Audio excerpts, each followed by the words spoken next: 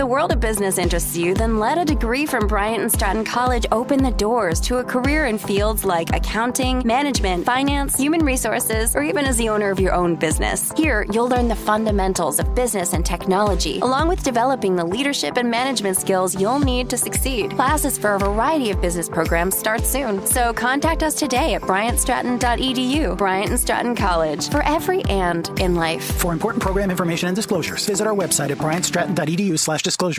Hello, Wildcats. It's your boy Kev coming at you like a big old steaming hot plate of bagel bites. And you know, here at the Brothers Commonplace, bagel bites reign supreme over pizza rolls, which are, still pretty good. They're still alright, but they're not quite bagel bites, and I'll fight you to the death over it. So just a heads up, letting y'all know we are a comedy and crime podcast. So even though we do cover many serious cases and true events, we do like to throw in some dark humor and inappropriate jokes every now and then. So if you don't like to mix comedy and crime, you probably won't like this podcast, or maybe you will. And maybe we'll join up like the Avengers. Let's see, I'll be Ant-Man, you can be Micro Car Guy, and it'll be a banging good time. Speaking of banging good times, I see there's a lot of talks and a lot of discussion going on over about the Neverland Ranch documentary. What's that called? Leaving Neverland? I didn't get around to watching it, but I did recently watch the Michael Jackson acceptance speech for the Artist of the Millennium Award again, because that always makes me laugh and smile. And if you haven't seen that, what it is Britney Spears brings Michael Jackson out because it's his birthday. And while she's bringing him out, she's like, he has always been the artist of the millennium in my eyes. And so Michael Jackson comes out full shin guards, and he's like, I had no idea that when I woke up today, I would be accepting the Artist of the Millennium Award. And everyone just kind of stands around like, what the fuck's going on? What's he talking about? But, I don't think that's the craziest thing he's ever done. I don't think that's the weirdest thing he's ever done. But what do I know? I'm just a dummy. So thank you everyone for listening. Be good, stay safe, and laugh at the dark stuff. Hashtag Wildman. All right, fellas, like we practiced. Yeah. 2, 3, 4. Come on down. Come on down. Hanging with the brothers tonight, yeah. Come on down to the Brothers Commonplace tonight. Alrighty, welcome everyone to the Brothers Commonplace, a comedy and crime podcast where we cover monsters, murders, mysteries, and more. Fuck, too, if you didn't say it. And today we got a pretty good one for you, pretty popular one. But before we jump into that, I want y'all to meet my favorite little Robin Hood kids. Who starred in American Pie?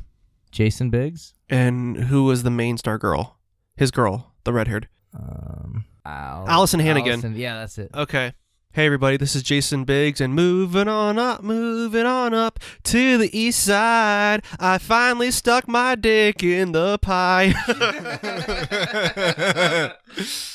Why did you want to know that girl's name then? I was trying to throw you off. Oh. So you guys couldn't catch on exactly where it was going. That worked. That was pretty good. Okay, cool. Hey, what's up, boys? This is Spence. I'm sorry, that was sexist. Hey, what's up, listeners? This is Spence. I started a new job today, actually. This is actually real. This is not fuck a joke. yeah. Okay. I started a new job. I was having some trouble with my computer stuff, so I took this backup job. I'm not going to say what the company is, but if they were making ships, the ships would not be above the water. And I heard an interesting tidbit while I was there, though. While this sandwich shop, let's say. Do you work with Tom Green making cheese sandwiches? We won't go into details like that, but I will give you a little bit of insider information. This company has acquired HBO. What? Oh. Yeah. What? And they're going to make a few little changes to Game of Thrones before the final season airs. Apparently, they're not too happy with the whole Khaleesi Daenerys character. You know who I'm talking about? Yeah. So they're going to replace her, and the new character is going to be played by our very own Andrew Carnell. Oh, fuck yes. He's not going to play the mother of dragons anymore. He's just going to play a mother in drag. Oh, yeah. So it's going to be like in Bowfinger, where they just follow Eddie Murphy around and record it without him knowing. Oh, That's how God. they get Andrew's character on film. Yeah. I have to watch it again. That's such a good movie. I love Bowfinger. And it's your boy Kev, a.k.a. the Dirty Dog. I think that's it. I had a couple intros, but I don't think any of them are funny. I kind of got thrown off today. Do you guys... Okay, I got two things. Do you want to hear the gynecologist story, or do you want to hear the dickhead in the pickup truck on the way here story? I already see enough dickheads. We'll do here gynecologists. All right, it was on Reddit 2 days ago. Did you guys see it? Did you? Hey, have you read about this? Have you heard about this? Stand by for Conan. Oh my! Who is that? Jay Leno. Oh my God! Yes. So it was on Reddit the other day. This girl is like, yeah, she was like super pissed off. She's like, I took my daughter who just turned 15 in to see the gynecologist, and the normal one wasn't there. So there's like a different guy who was in there doing this. Wait, guys do this? Yeah. Yeah, Bill Cosby did. Looks like you're not the only one who's about to get a job change, Spencer. So the daughter, she just turned 15. Okay, maybe she not. She goes in there, she gets her clothes off, puts her gown on, whatever they got to do. I don't know, puts her legs up on that thing. And the doctor, he sits down, and as soon as he's like looking at her, getting ready to do his stuff, he's like, oh, I take it you and your boyfriend broke up recently? And she's like, I just turned 15. I don't have a boyfriend. He's like, yeah, I could tell you've been single a while. That's a joke he made to her because her fucking beaver hair was out of control. Oh my God. She is fucking 15. He made that joke because she didn't have trimmed bush. Whoa. How fucked up is that? Well, she could have been dating Andrew. He didn't know. And so she gets, like, props to her. I'm proud of her. She gets pissed off, and she gets up, and she's, like, yelling at him, saying, like, how unprofessional that is. And she's, like, super embarrassed. She doesn't want to be there anyways because she's just turned 15. It's just embarrassing. So she leaves and goes and tells her mom what happened. So her mom turns the voice recorder on her phone, and she goes in there and confronts him. And what he said is, he's like, that was just a joke I made out of context. You guys are being hysterical. What? What a fucking idiot. What a piece of shit. Like, why would you think you could just say that to a girl? Yeah, I could tell that you're single because your fucking crazy pussy hair is out of control. He could have had a way better joke. He could have been like, oh, I see your dad misplaced his toupee. What was that? Is that fucking Justin Guarini you got down there? Something. See, these are already, these aren't great jokes, but they're better than his. Yeah. Something chia pet. Alrighty, I hope none of you sexy and super hot bod listeners are currently jamming to one of our pod episodes while out at Lover's Lane. Because one, you definitely won't be getting laid if you're listening to this pod. And two, our topic of this episode could still be out there because this night-dwelling creepy son of a bitch has never been caught. It's time to hold on to those big-ass cowboy hats and fire those sweet pistols up in the air because your brothers are traveling down to Texarkana to dive into the Texarkana Moonlight Murders, a.k.a. the Phantom Killer. Ooh. What's the whale that never got caught? Is it Moby Dick? Does he not? I don't know. I never read the book. Does he not get killed at the end? Isn't that his white whale or some shit? I don't know. White whale is something else. White whale is something. Wait, is Moby Dick a white whale? Yeah, I thought so. I thought that was his white whale. White whale? Yeah. I knew the white whale was something like you're chasing that you're... That's Captain Ahab chasing Moby Dick. I only chased the dragon, though. What was I going to say? There's a Lover's Lane road around here? There's a million Lover's Lanes. I didn't know that. Yeah. There's just one in our water system. Our street is Lover's Lane. Seriously? No. Oh. It can be. Probably. Pull out your nipples, it can be. So yes, we'll be talking about a pretty popular case. I'm sure everyone has heard of the Moonlight Murders or the Phantom Killer.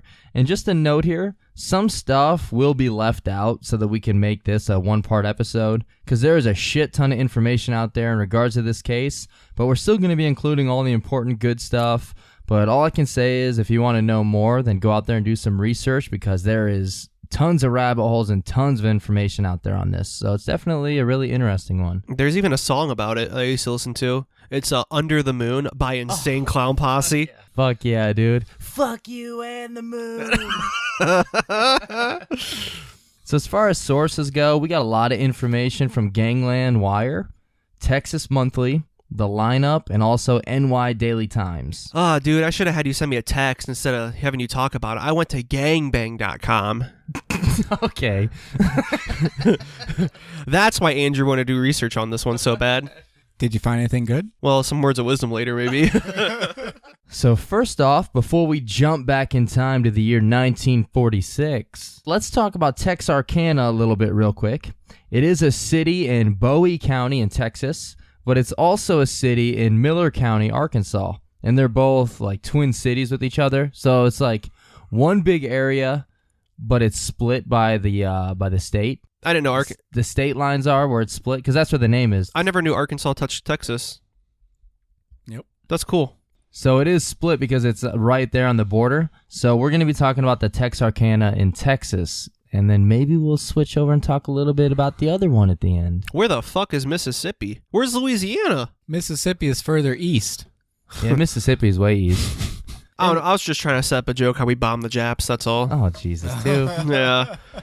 And Spence, what were you telling me? You said you stayed in Texarkana once? I've been to Texarkana twice. Oh, shit. Both sides? I cannot confirm.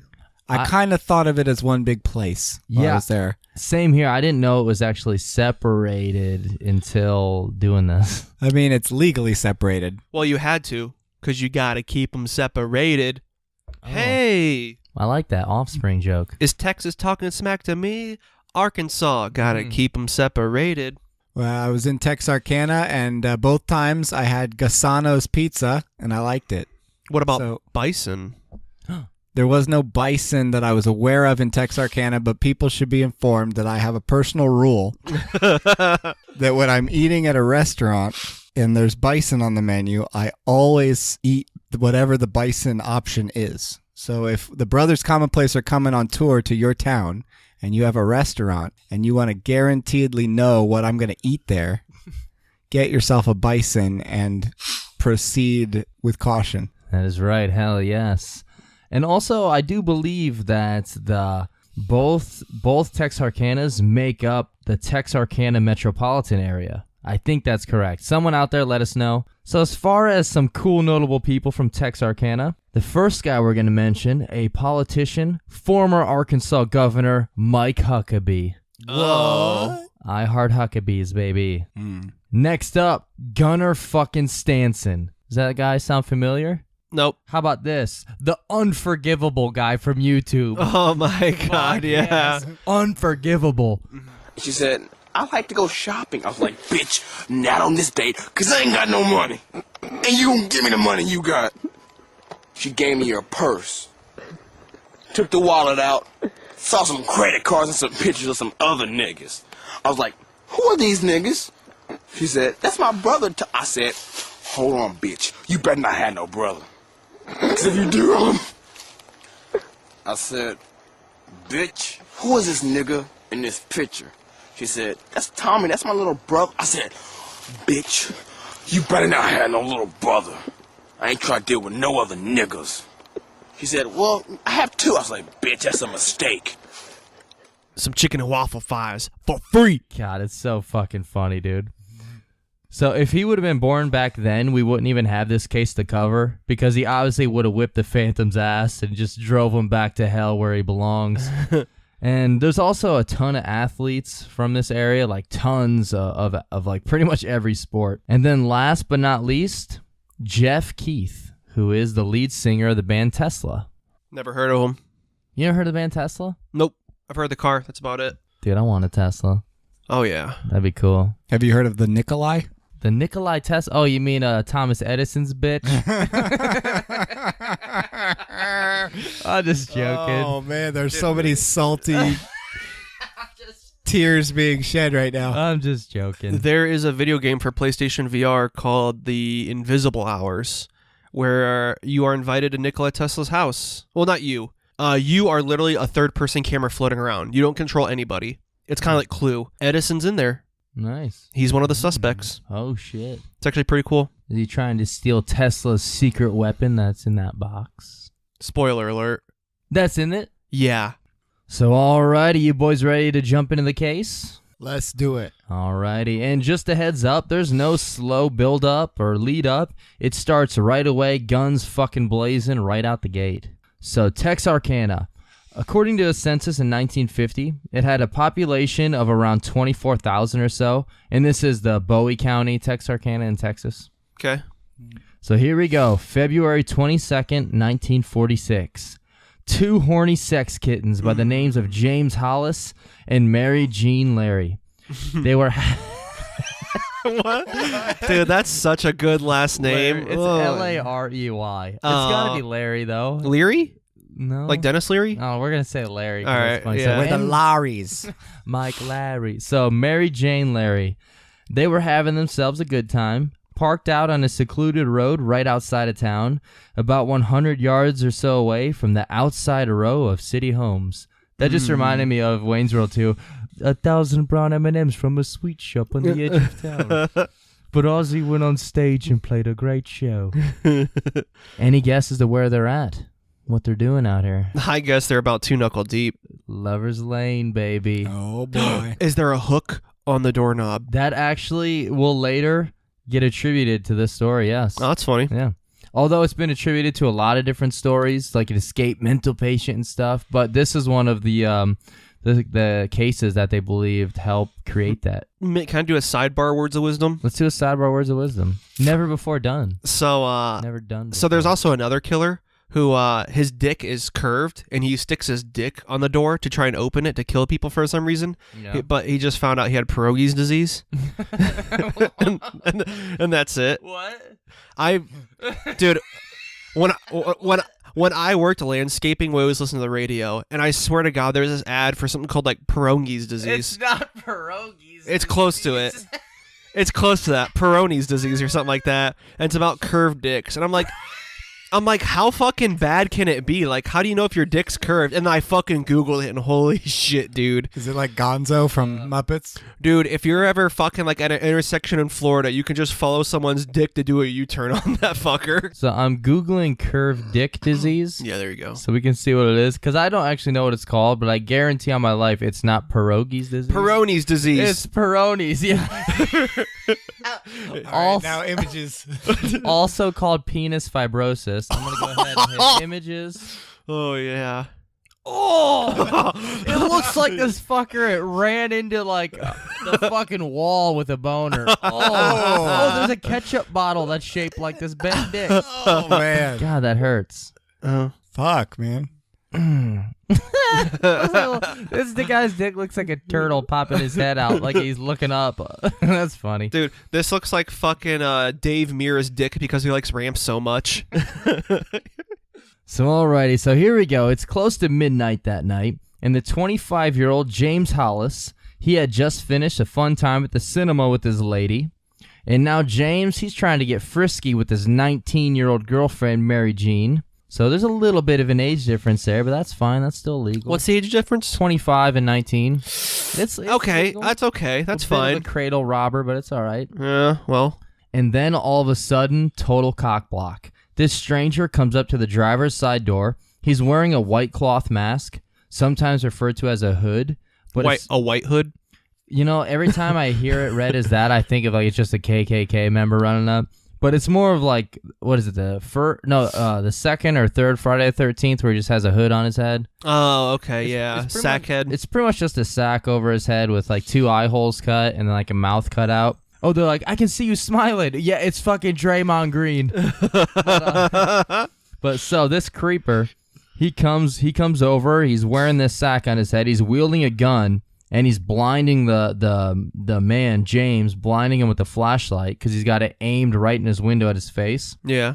And then James, he earns himself the Giant Ball Sack Award of 1946 because this guy comes over with a flashlight and a gun, and James is just like, no, you got the wrong person. But yeah, the Phantom doesn't take this too kindly, and so he addresses the driver by telling him, quote, I don't want to kill you, fella, so do what I say. Oh, damn, I thought it was the girl's dad. The electrician, like the satellite electrician or whatever. The TV satellite electrician guy. Huh? Larry, the cable guy.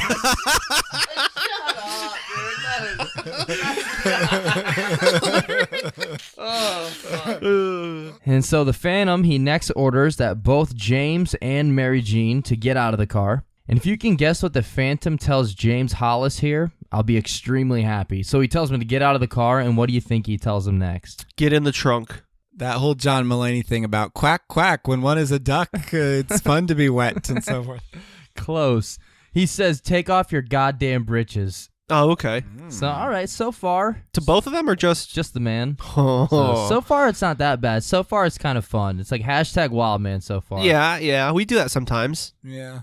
And so James does. He takes some pants right off. The gun makes it a little dark at this point, though. That is true. I did forget about the gun.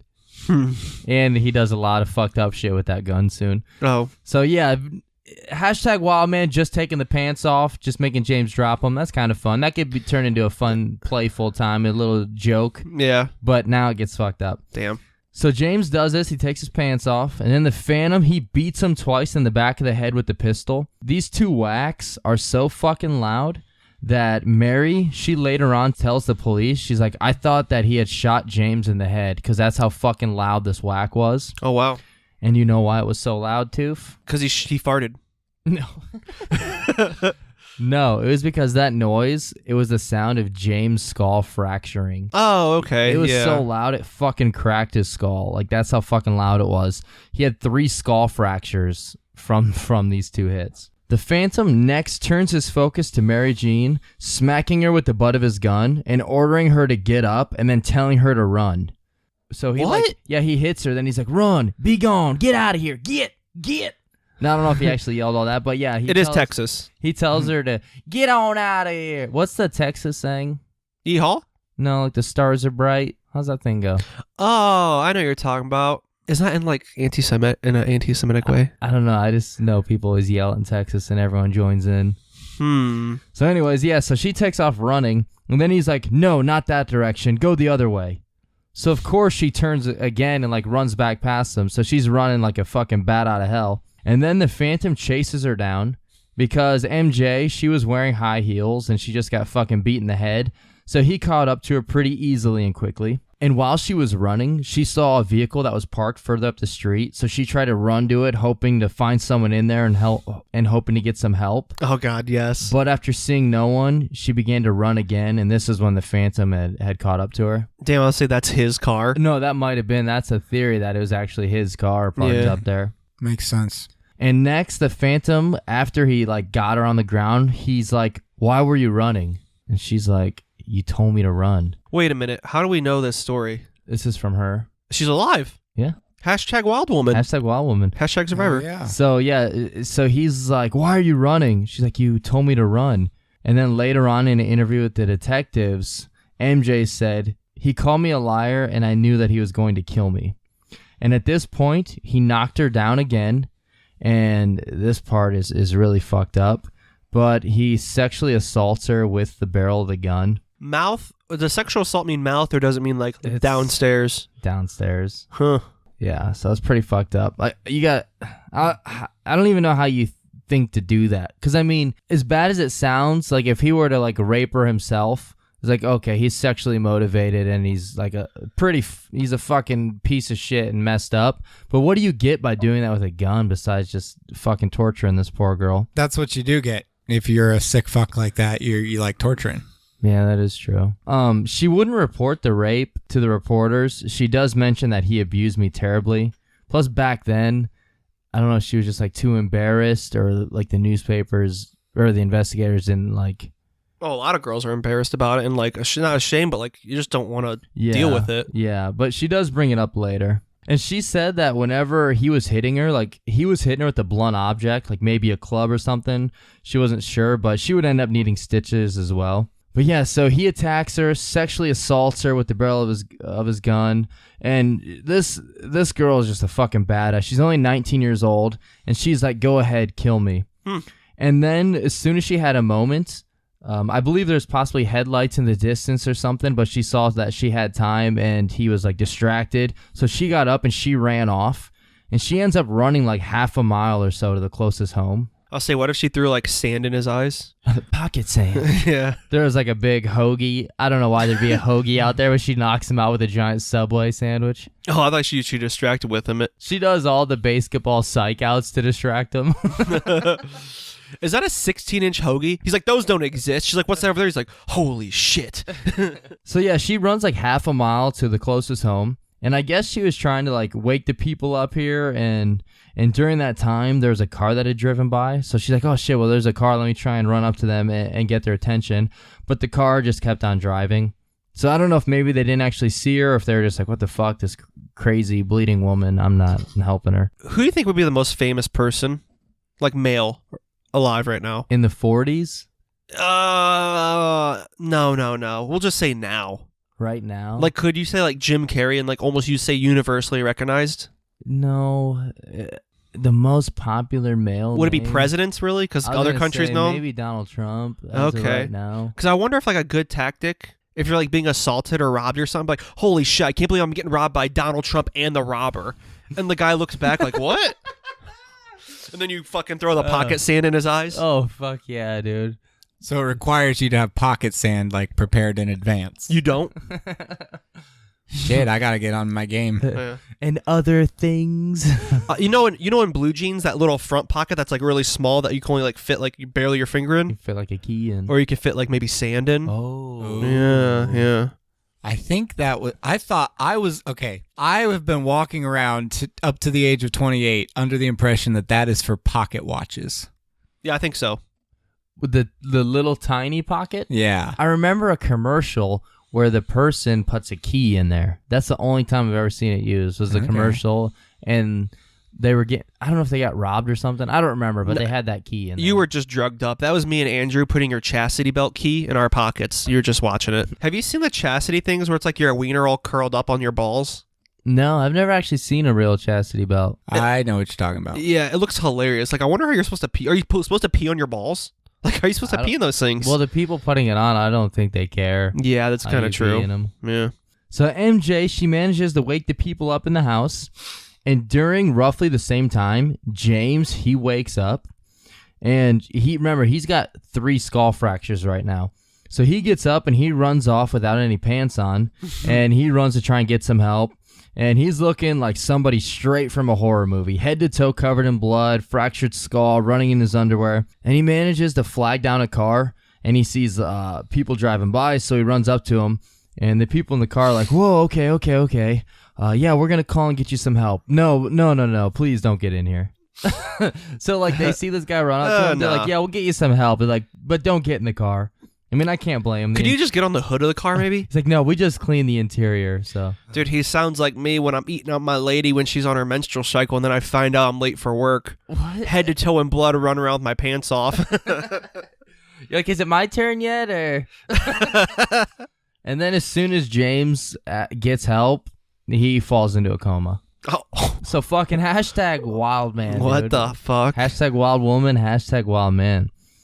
And MJ, she tries to give a report to the police and tells him that the attacker had a white hood on covering his face, but she believed that he was a light-skinned black man about 6 feet tall. Come on. And she said that she based the racial assumption because of the way he talked. Which, speaking of today, I'm going to apologize because this might be, I don't know what's racist and what's not. Give it time to, let's see if there's a deletable me. When it comes to certain stuff, I really don't, and I apologize. But we got a black guy that started today at work, and I've only heard him say one thing so far.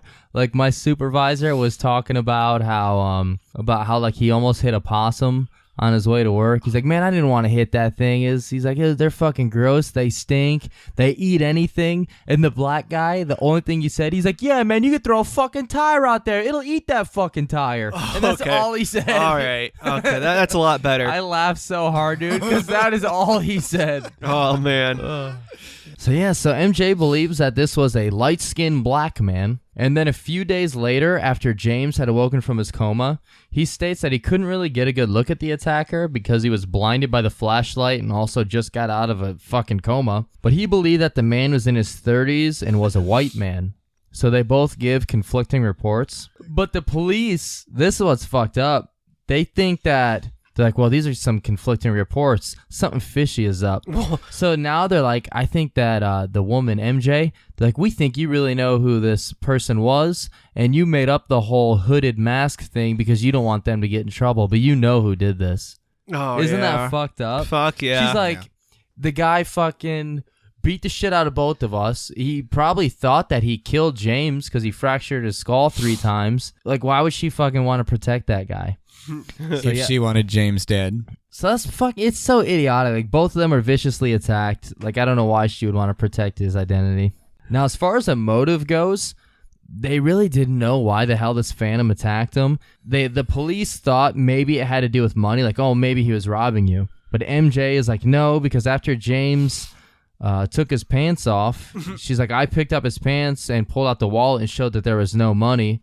And then that's when he first started attacking her. But he's like, we didn't have any money, and he knew it like right away, and he still did all those attacks on him. You know about the pants thing? There's this old Western that I like. It's not that old, really. Robert Duvall and Kevin Costner. It's called Open Range. There's these bad guys. They go to their camp and they kind of get the surprise on the bad guys, and then they hold them up with their guns and they make them all take their pants off to like slow them down because they have to run back to somewhere else. Anyway, Robert Duvall is like, "Get your peckers in the dirt."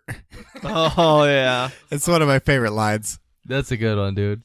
On Saturday, February 23rd, the details of the attack were published on the front page of the Texarkana Daily News with the headline, Masked Man Beats Texarkanian and Girl. And by March 9th, there were no new developments, no information or details at all, but there would still be a continued search trying to figure out who the identity of this attacker was. And since nothing had happened for a few weeks, they're like, well, it must have just been an isolated attack.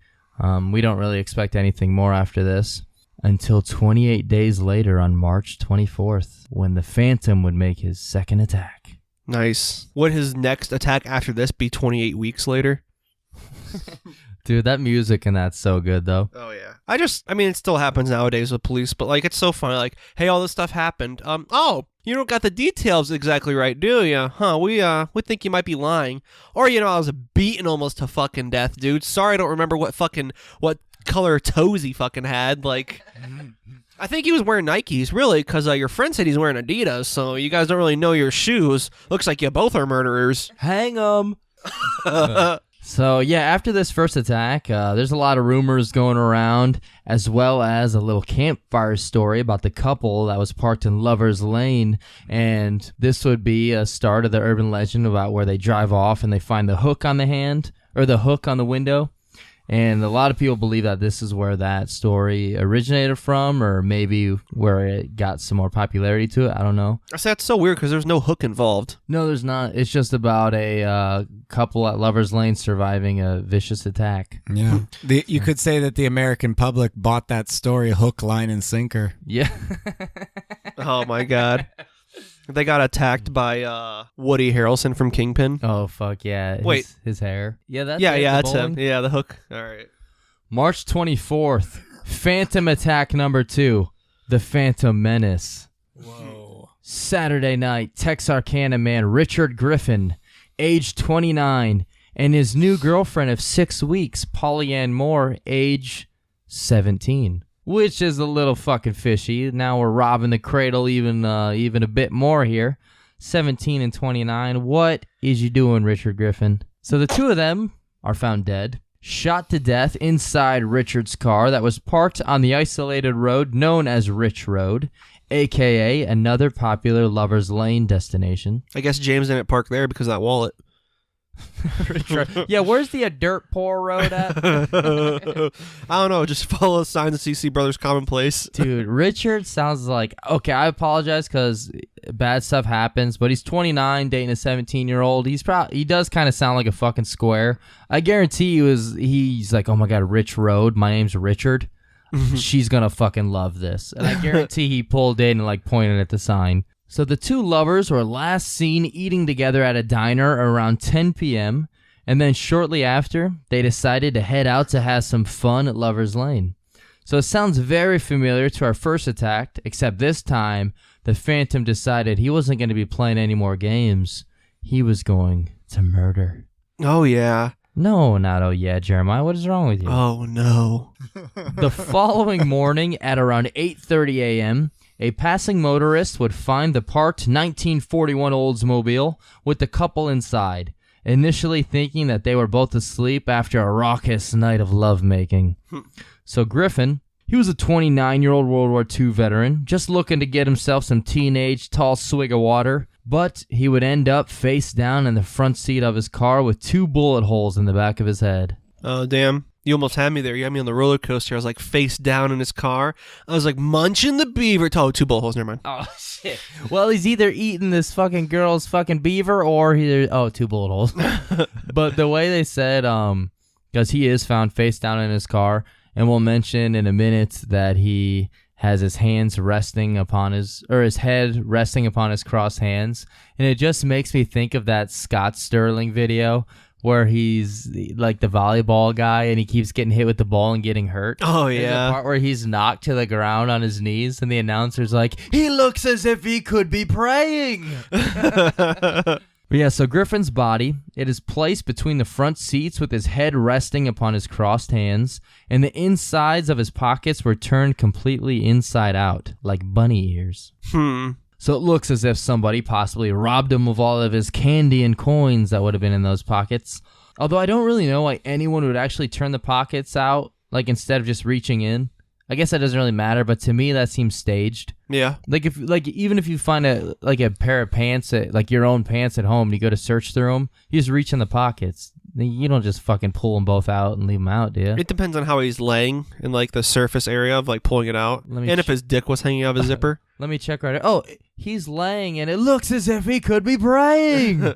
Now his lady, Polly Ann Moore, she was also found face down, but in the back seat, and she had a gunshot to the back of her head as well. And then next to her body was her purse. So which leads investigators to believe this has nothing to do with robbery. I'm trying to come up with like the guy was trying to finger bang her, but then he was trying to get his hands in the purse too. Dude, why? Because that's what Rich Lane is all about. Hey, we're sorry.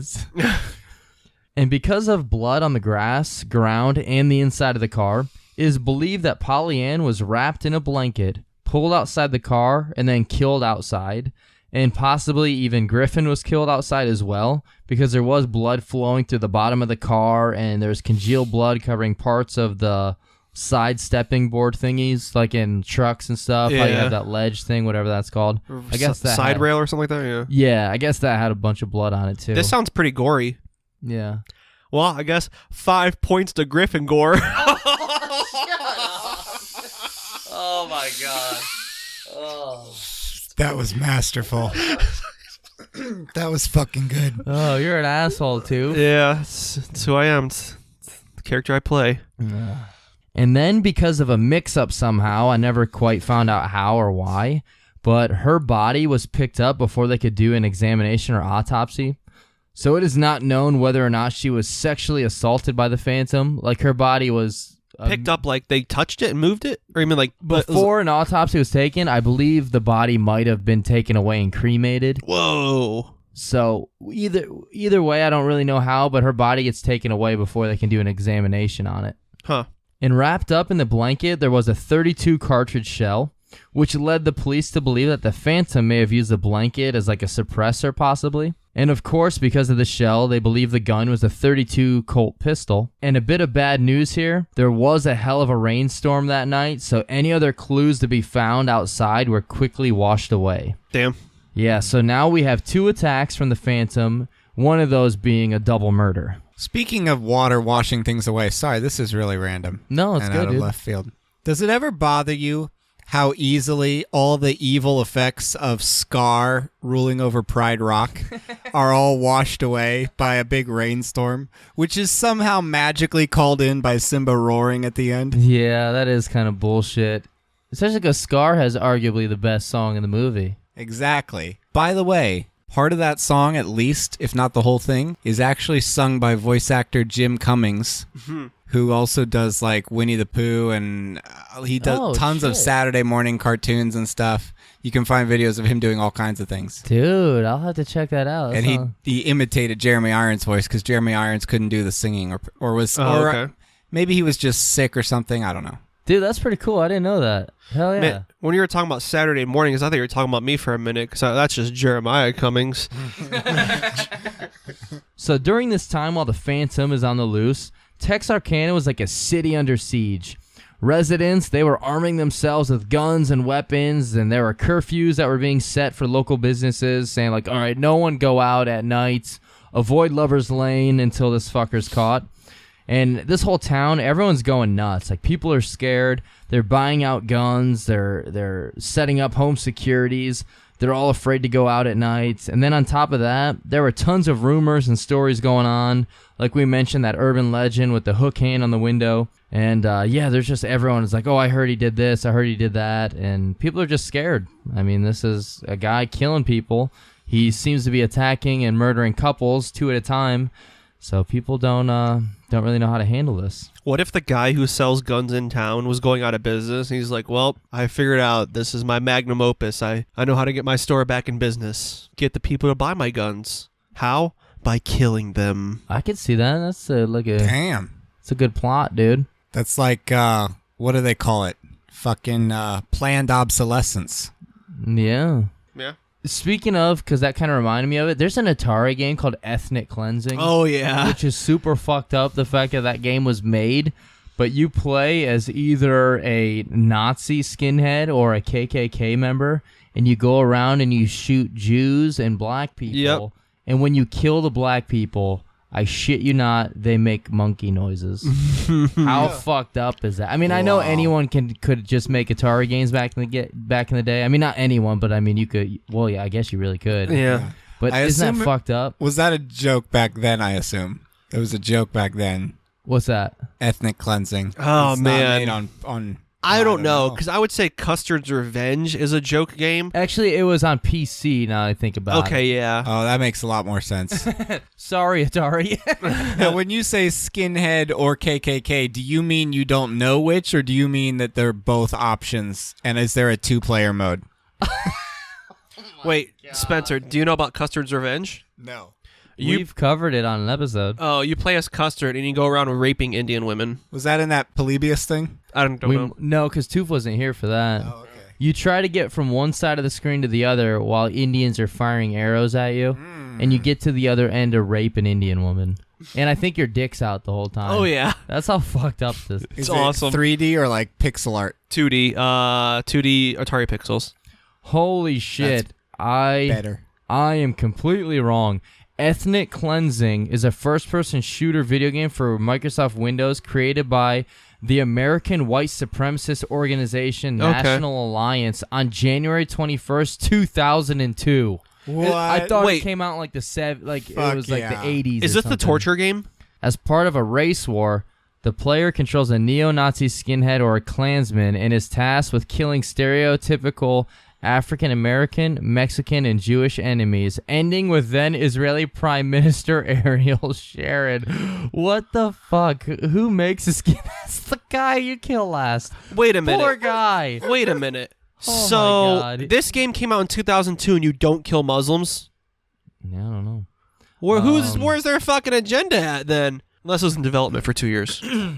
Right, it must have been in development before 9/11. I thought Muslims would be the #1 target of these people. Here's something that might surprise you. The game has been controversial. No. With the It has been ranked several times as one of the most controversial games ever created.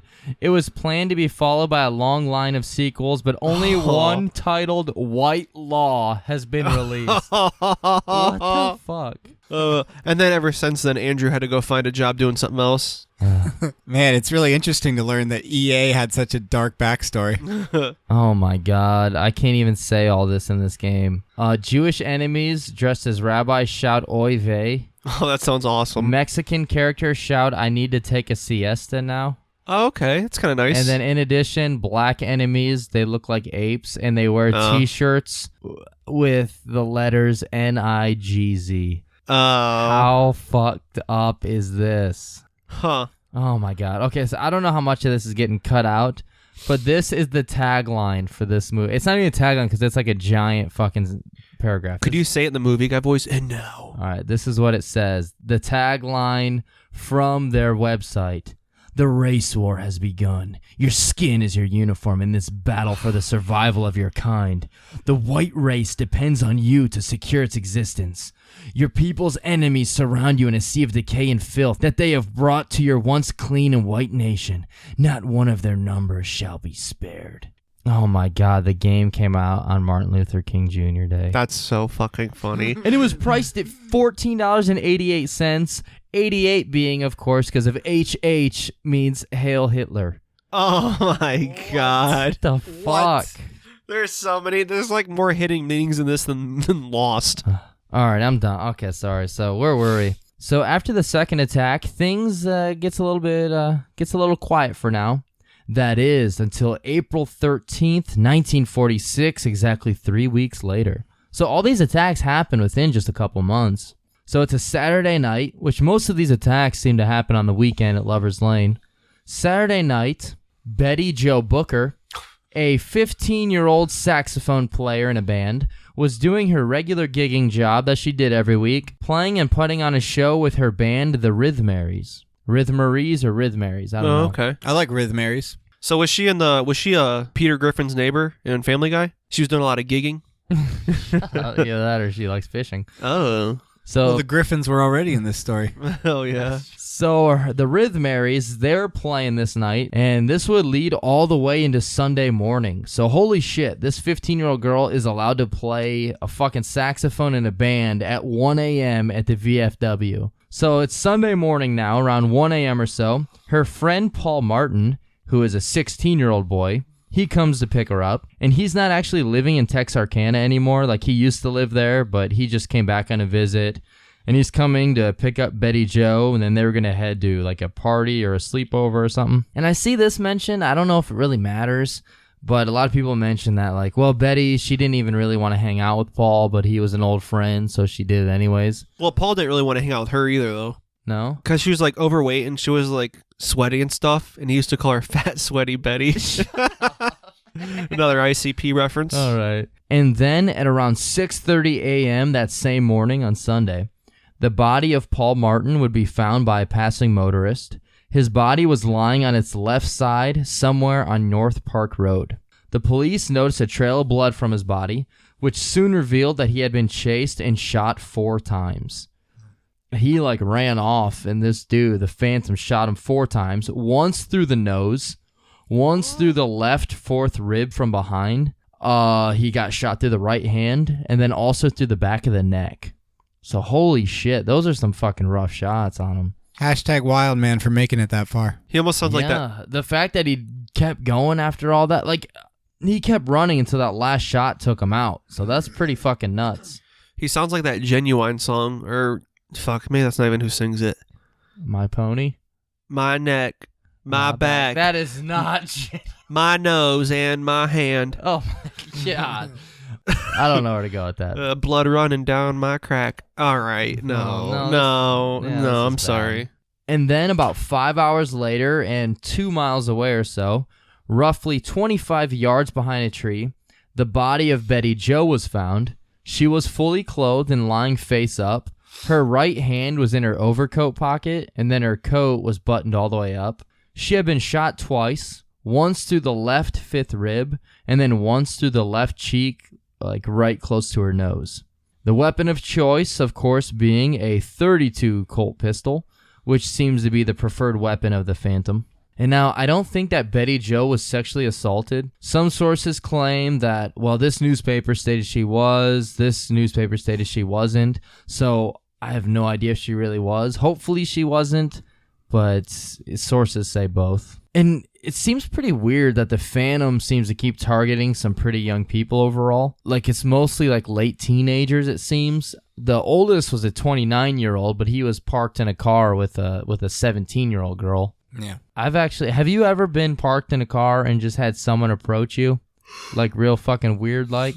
Dude, even when I'm at the Sonic drive-thru parked and they fucking approach my car, I get spooked. I have 3 stories where it fucking creeped me out. One was, this was like a long time ago. I was hanging out with the girl from work, and we were parked in my truck. So it was back when I had a truck, so it was that long ago. And a car just pulled all the way up behind me to my bumper and just fucking blasted its brights. And I was like, okay, I'm just probably going to get my ass beat. Yeah, That's what I said. I was like, I can't fight. I'm probably going to get my ass beat. So if you want to get out and run, or you can just stay here. Oh my But God. I was like, I know it's coming. Yeah. And then the dude drove off. That's weird. So that was one. The next two are both in Florida. Oh. One is when I was homeless for a week, living at a 24-hour Starbucks. I was sleeping in my car. That the driver's seat was all the way flat because I fucking broke it sleeping in it. So you mean it was all the way reclined back? All the way reclined back, which I drove 18 hours home like that to Ohio. But yeah. Hashtag Wildman. Hashtag Wildman. And there was no air condition, so I had to sleep with my windows down, which is pretty fucking scary in Florida in some spots. Yeah. A car did almost the same thing. It's like 3 a.m. I'm asleep.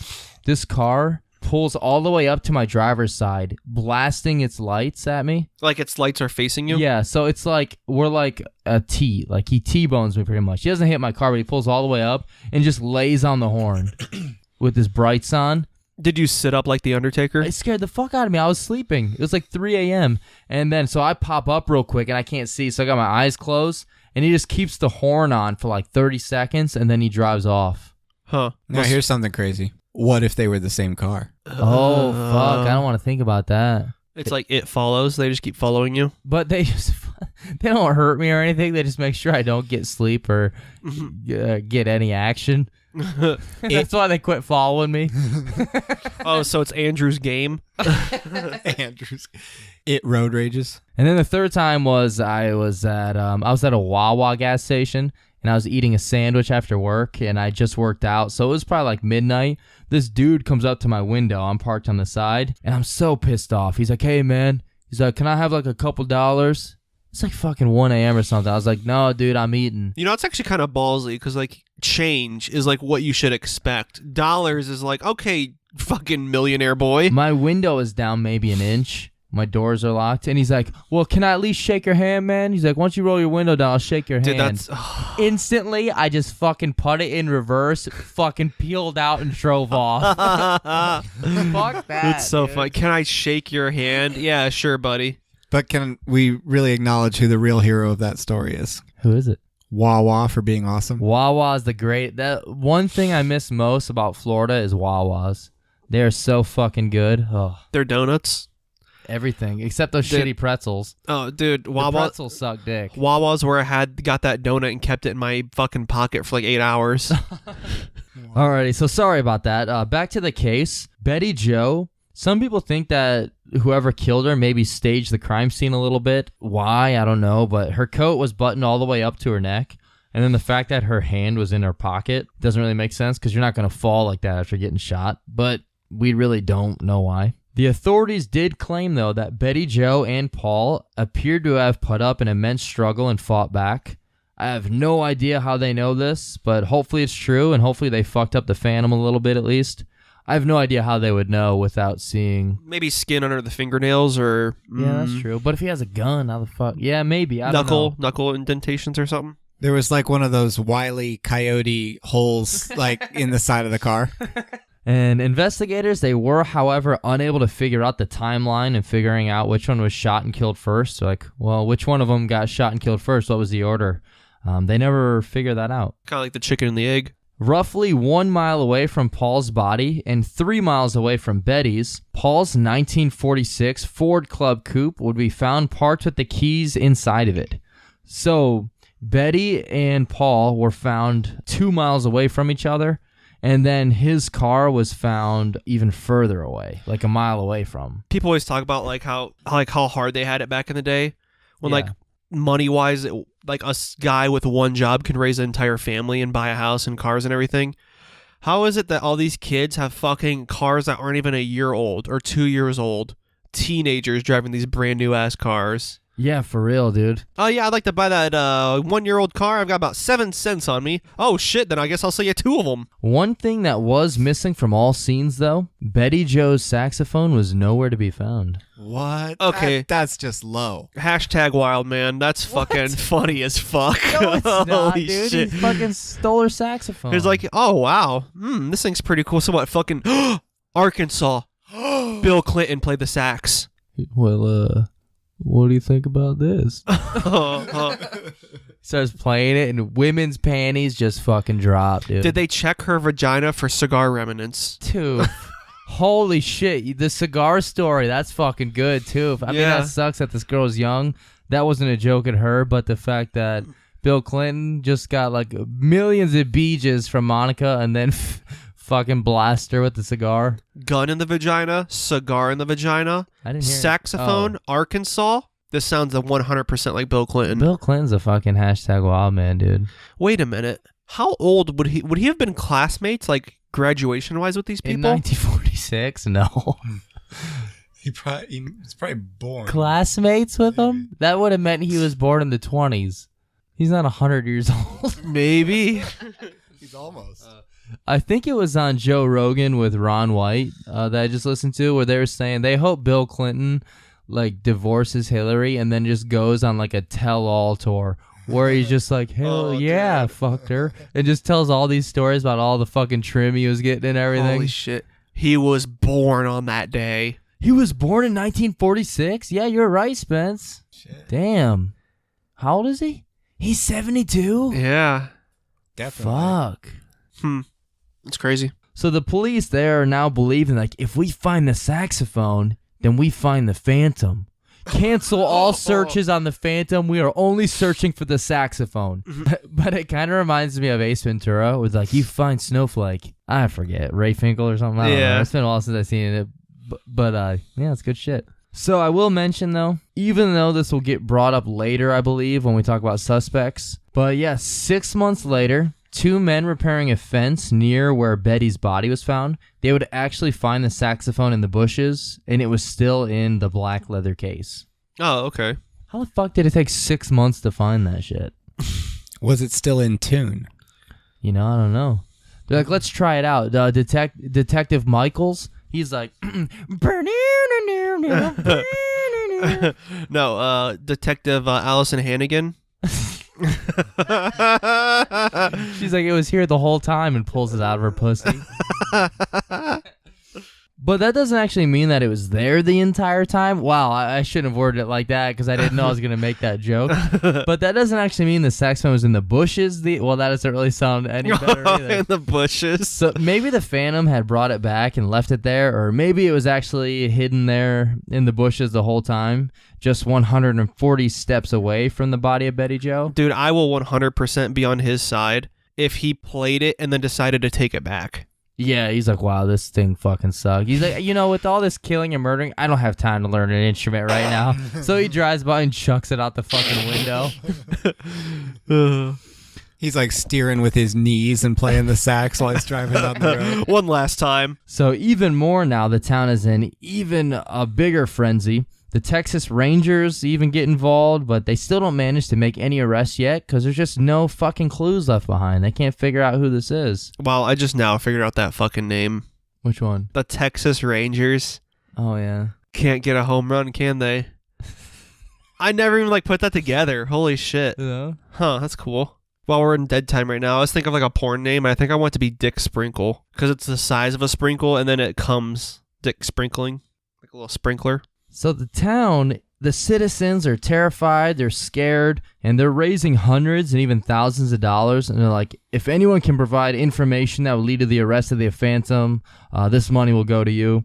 And once again, the town quickly, they're buying more guns, ammo, boards for their windows, guard dogs, anything, you name it.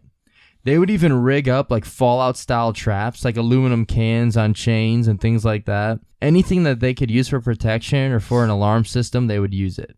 Or they could, stop going to fucking Lover's Lane after night. The place where everyone's dying. Like, we can't. We're fucking horny. We're fucking way too horny. And some nights, mothers, they would take their children and go stay at hotels, like if their husbands had to leave town for work. Like, they got so scared, they wouldn't even stay at their own home. But were the hotels any safer? I don't know. Not if the fucking Night Stalker's there. Remember when he was working at a hotel and he broke in that room and beat up and raped that girl or something? I don't know the story. The Richard Ramirez? Yeah. I don't know the full details. I can't remember because it's been a long time. But yeah, while he was working at a hotel, he went into one of the rooms and beat up a girl and was attempting to rape her, and her boyfriend came in and beat the shit out of him. But you work there. How do you expect to... Yeah. I don't know. Dude, from what... I don't really know much about his story, but just from American Horror Story Season 6, where the fuck he's in, he's so fucking cool. No, he's... What the fuck are you talking about? So fuck. He's played by this... He drove... he was obsessed with AC/DC. Yeah, that's it. and I didn't even know it. But he did a lot. He's bad, dude. In American Horror Story, it doesn't really show what their murders were. It just shows like the characters. So there's like Bundy, Richard Ramirez, Manson. You know how he got caught? How they were piecing together clues. He always wore these super incredibly shitty fucking shoes. Every scene he left a fucking shoe print, and like, okay, only this fucking idiot's wearing these shoes. Yeah. And then like when he came back to LA, everyone like realized it was him because they had his picture up everywhere and he didn't know. Mm-hmm. And just as he ran through LA, everyone just beat the shit out of him. Oh wow. Yeah. Holy shit, that's awesome. So it's like the whole town fucking ganged up and beat the fuck out of him. But like in American Horror Story, he kind of reminds me of like a Mexican Eazy-E. How cool he is. I haven't seen that show. That's cool. He's not cool though. He has yeah. like fucking teeth disease and shit. He has like the worst breath like in the world. Is he alive? No, he's dead. Oh, okay. Yeah, he's fucked up. Oh yeah.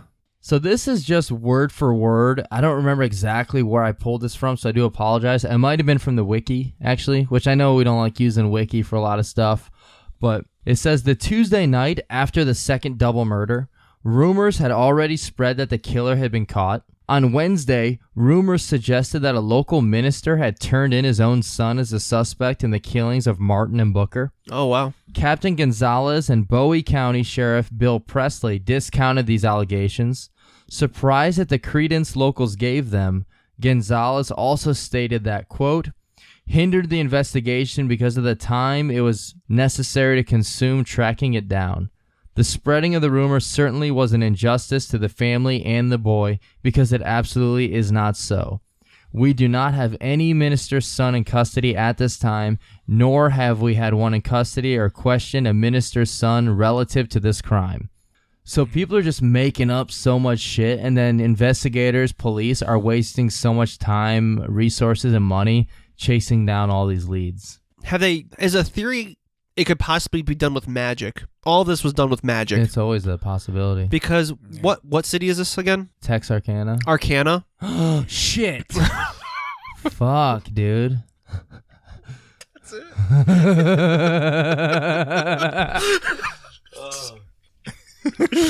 That was good too. So some people in the town decided to take it into their own hands, like a group of brave teenagers in Texarkana. And this part is from Ranker.com. So Deputy Johnson, he sees his car parked in a lover's lane type area. So he goes up to the vehicle and he asks him, he's like, hey, aren't you scared being out here alone? There's a killer on the loose, you know. And this was the lady's response. This is her quote. You're the one who ought to be scared, mister. It's a good thing you told me who you are. I was ready for the killer. And then it turns out that she is holding a .25 caliber pistol at him during the whole conversation. Fuck yes. So there's teens that are just fucking camping out at Lover's Lane with guns, fucking hoping that the Phantom's gonna show up. Hashtag wild woman. Fuck yeah, dude. Fuck yeah. I mean, the police are also doing this. But the police, I've heard stories where it's like they're just hiding out there. Maybe one of them will have a wig on, or maybe they'll have a mannequin with them. Oh my God. And then they're just kind of like staking out the area. But yeah, that's fucking badass. Teenagers with guns just fucking waiting on this dude. I like to picture it as like Hugh Laurie and Stephen Fry, both wearing wigs. Oh my God. Fry. They just have a saxophone. They're playing it really shitty. That's him. That's our man. So by March 28th, investigators are getting a little tired now because they've had 5 consecutive days of questioning around 200 suspects. They've been chasing like hundreds of false leads and tips and trying to find clues, and it's just they're just getting nowhere. They managed to get 3 suspects in custody because they found bloody clothing on them. I have no idea why so many people just have bloody clothing on, or like they found bloody clothing in connection to these people. But they ended up having explanations as to why they had bloody clothing. And the police are like, well, you know, that's all right then. You're good to go. It was probably like leftover from the war. I'm sorry, that was stupid. No, what? I was like trying to figure it out. Like, huh. Like it was just a bloody time and they all had a lot of bloody clothes. And in regards to the Griffin and Moore case, Sheriff Presley, he offered a $500 reward, saying if anyone has any new information in regards to the slangs, please let us know. You get yourself some money. We really want to get this solved. And so far, they were like, every clue that we've come across has been, quote, fruitless. He's like, we don't want to add any panic of a serial killer randomly killing folks in the area, but we just really don't have fucking anything. So like we need everyone's help. And then we come. What if the killer joined in, like to blend in with them? You know how many times Probably that's did. happened where the killers are involved in searches for the Yeah, people? that one kid's interview, Oh yeah. the dumpster body girl, I think, or something like that, Steven. where he like gave that like Yeah. super nerdy interview. Yeah. Stephen McDaniels. Yeah, that's Yeah, it. Because that's the it. investigator, Steven, have you ever masturbated, Steven, on a frisbee and then thrown it at a family of ducks? All those weird ass questions. You said that their search was fruitless, Fruitless. except for that original guy, James. He was just Fruit of the Loomless. Oh, come on, dude. He still had his underwear on, Spence. Wait, he did? He took his pants off. The guy didn't make him take off his underwear? No. That's just downright weird. Yeah, that is pretty fucking weird, isn't it, dude? And then we come to the final attack, which many people believe might actually not have been the Phantom, but it is still accredited to him. So Friday, May 3rd, the final attack. Isn't this one day before your birthday, Tooth? Or is this your birthday? What day? May 3rd? Day before. So the day before Tooth's birthday. Interesting. Sometime the night before 9 p.m., we have 37-year-old farmer and welder named Virgil Starks. He's a proud homeowner of a ranch-style house on a 500-acre farm. Holy shit. Yeah, it's fucking big. About 10 miles northeast of Texarkana. And this is just across the state line into Arkansas, so we are in the other state now. Moving away from Texas for this one. And Virgil, he's resting in the living room, sitting and lounging in his favorite armchair after a hard day's work. And his old lady, Katie, age 36, was kind enough and brought him a nice heating pad for his sore back. So hell yeah, super, super nice of Katie. And then Katie, she goes back to the bedroom while Virgil is kicked back, resting in the chair. Dude, I'm getting a laugh out of this because, like, this being the 40s, I'm thinking, like, a heating pad then is, like, a fucking radiator. It's like, hey, I fucking, I held a torch to your back. I got nothing. It's like a wood pallet with like toaster coils inside. Fuck yeah, dude. Dude, I don't know who the fuck wore this. I think it was Scott Steiner or Kevin Nash to Goldberg. But you know, like, that metal plate with, like, the straps they wore when Goldberg speared him? I don't know. It's just like a big metal plate they wore, but I'm thinking that's on the back and they just heat it up with the torch. I know Scott Steiner came out in chainmail for a while. But Katie, she's in the bedroom now, and she yells up, asking Virgil, hey, can you turn that radio down a bit? And just a few seconds later, 2 shots were fired through a closed double window just 3 feet away and into the back of Virgil's head. The glass breaking was so loud that Katie had no idea Virgil had been shot and killed. She's like, whoa, either Virgil fell and broke something on accident or fucking Stone Cold's on his way out. Mm-hmm. And so she goes back to the living room like, what the fuck just happened? And she sees Virgil. He stands up for like a split second out of the chair, and then he falls back into the chair. So he got shot twice in the head, stands up for a second, and then falls down. That's crazy. Damn. This happens all in the living room with the radio on? Yeah. Oh, I thought it was outside. Nope. The killer fired through the window at him. Oh, I thought he was outside of her window with my radio. Oh, my God. Hawthorne Heights, Ohio band. Oh, yeah. So, yeah, the glass breaking is so loud, Katie thought that he fell down. She didn't even hear the gunshots. So she goes back to the living room. She's like, what the fuck just happened? And that's when she sees Virgil stand up for a split second and then fall back into his chair. So she runs over and lifts his head up and then just sees blood dripping off of his head. And now she knows that sadly Virgil is dead. So she runs to the phone and tries to call the police. But this is like the 1940s. So the phone is on the wall. And it's one of those ones where you have to like crank it. Oh, rotisserie. So it's a rotisserie. She accidentally rotary. She accidentally reaches for the rotisserie chicken that, AKA the heating pad that Virgil just used. Yeah. So she goes to the phone on the wall, cranks that bad boy twice, and then from the same window, the Phantom shoots her in the face twice. Oh wow! One bullet entered her right cheek and exited behind her left ear. The other went in her lower jaw just below the lip, breaking it and splintering out several teeth before lodging under her tongue. Ugh. And talk about a fucking hashtag Wildman badass woman. She was dropped to the ground from these shots, but somehow she manages to get back up on her feet, and then she runs to another room to try and grab a gun. Holy shit, what is this chick, fucking 50 Cent in drag?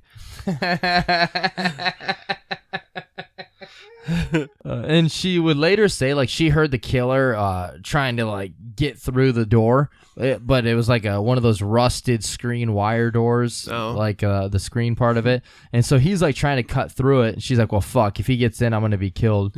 So she ran out of the bedroom and tried to run to the front of the house. And the killer, he was in the back of the house, and he was making his way up to the porch. And that's when she heard him coming through the kitchen window. So she turns, she runs through the dining room, out the bedroom, down a hallway, into another bedroom. When you say him coming through the front door, I like picture the T-1000. Like he's like blending through the screen door trying to get in. Yeah. But yeah, so she's leaving like splatters of blood everywhere. She got shot twice in the face. So she runs out the house and runs across the street. And she's running out there in a nightgown, barefoot, with 2 bullet shots to the face, just blood and teeth falling out everywhere. Fuck. And she runs across to her sister's house, but they aren't home. So she's like, well, fuck it. The next house is 50 yards away, and just fucking hauls ass to it. And as soon as she gets to that home, they answer the door, and she's like, oh, Virgil's dead, and then collapses on the floor. And this next part is kind of funny. It's not really funny, but it kind of reminds me of like that scene in Lord of the Rings where they light the torches to get like other people's attentions. Yeah. It's not even like that at all. But the person's house that Katie ran to, he wanted to get the neighbor's attention, so he pulls out a rifle and just fires it in the air. That's how he gets their attention. Wait, the killer? No, the guy's house. Neighbor guy. Oh, okay. Yeah. That's awesome. So I don't know why it's funny, but like he fires a gun in the air, then like the guy like pops his head out the window. Like, oh, hey, you call? Oh, my God. The beacons. Wait, I think I messed up here. Beacons. The neighbor that she ran to. The first person she ran to was her sister's house, but they weren't home. Okay. So the next nearest house was 50 yards away, and she ran to that. And opened the door, and Virgil's dead. The door, said Virgil's dead, and then collapsed. That guy at that house pulled out a gun. That guy pulled out a rifle, fired it in the air to get the neighbor's attention. The sister neighbor or like another neighbor? It's just the house. Oh, just like everyone's attention. Yeah. Okay. So the neighbor that comes over, he ends up driving Katie to the hospital. And I shit you not, on the way there, Katie, she's like semi-conscious now. Like she's not like going into shock or anything. She's awake now. She pulls out one of her teeth. Ugh. Because it has a gold filling in it. Oh. And she's like, here, gives it to the man. She's like, this has gold in it. Thank you for helping me out. That's weird to like do in the middle of being shot. That's a fucking badass, dude. Hashtag It's pretty Wildman. crazy. It's pretty awesome. Hey, I know you don't really got gas money, but here you go. Also, why did he have to shoot a shot in the air when that guy shot like 4 shots into the house? That's a different house. That's way away. Oh, it was? Okay. Yeah. So the officers, they go to the home of Virgil and Katie to examine the scene, see if they can find some clues. And one of the officers said that they found Virgil still slumped in the blood-soaked chair because obviously he's dead. However, the chair had caught fire from the heating pad. Oh, yeah, dude. Fucking dude, come on, man. Holy shit. It really was a fucking torch and a radiator. And quote, smoke was filling the room and was coming up all around the man and between his legs. So Virgil had he went out pretty badly. Hopefully those shots killed him like real quickly. I mean, he did stand up for a second, but hopefully he just instantly died after that. Yeah. So the girl was riding the car with him, and she pulls out her tooth and hands it to him. She's like, here's the money for this. He's like, okay. He's like driving by, and he's like, oh my God, that house is on fire. And she's like, that must have been the killer because we didn't start the fire. And then she had her nightgown on still. Oh. And the driver that's driving her, like, he dropped something in the floor, and he went to pick it up real quick and gets a little peek. And he's like, oh, did you and your boyfriend recently break up? Joking. That's a throwback to the gynecologist story. Holy shit. So the detectives, they were able to find a couple of clues at the house. The first being the caliber of the bullets. But the caliber for this bullet, it was a .22. Oh. So this time it wasn't a, what was it, 32? Yeah. Yes. The second clue was a flashlight that was found right outside the window where Virgil was shot. And then the third one, they found bloody prints around the house, and they also found some shoe prints on the kitchen floor and smudged fingerprints in some other places. So the sheriff, he states that the murder possibly wasn't actually a phantom murder because the caliber was different, and maybe it was someone else that did this. Like, these could be two separate murderers doing this stuff. Could be. However, though, it was a woman and a man that was targeted, which is kind of his MO. And he likes to shoot him in the head. But, yeah, it is different caliber. Different caliber, totally different MO to attack them in a house instead of on Lover's Lane. Yeah, that is also very true. And it is. And they're older. They are older, and it is in Arkansas instead of Texas. Yeah. So the girl wasn't a teenager.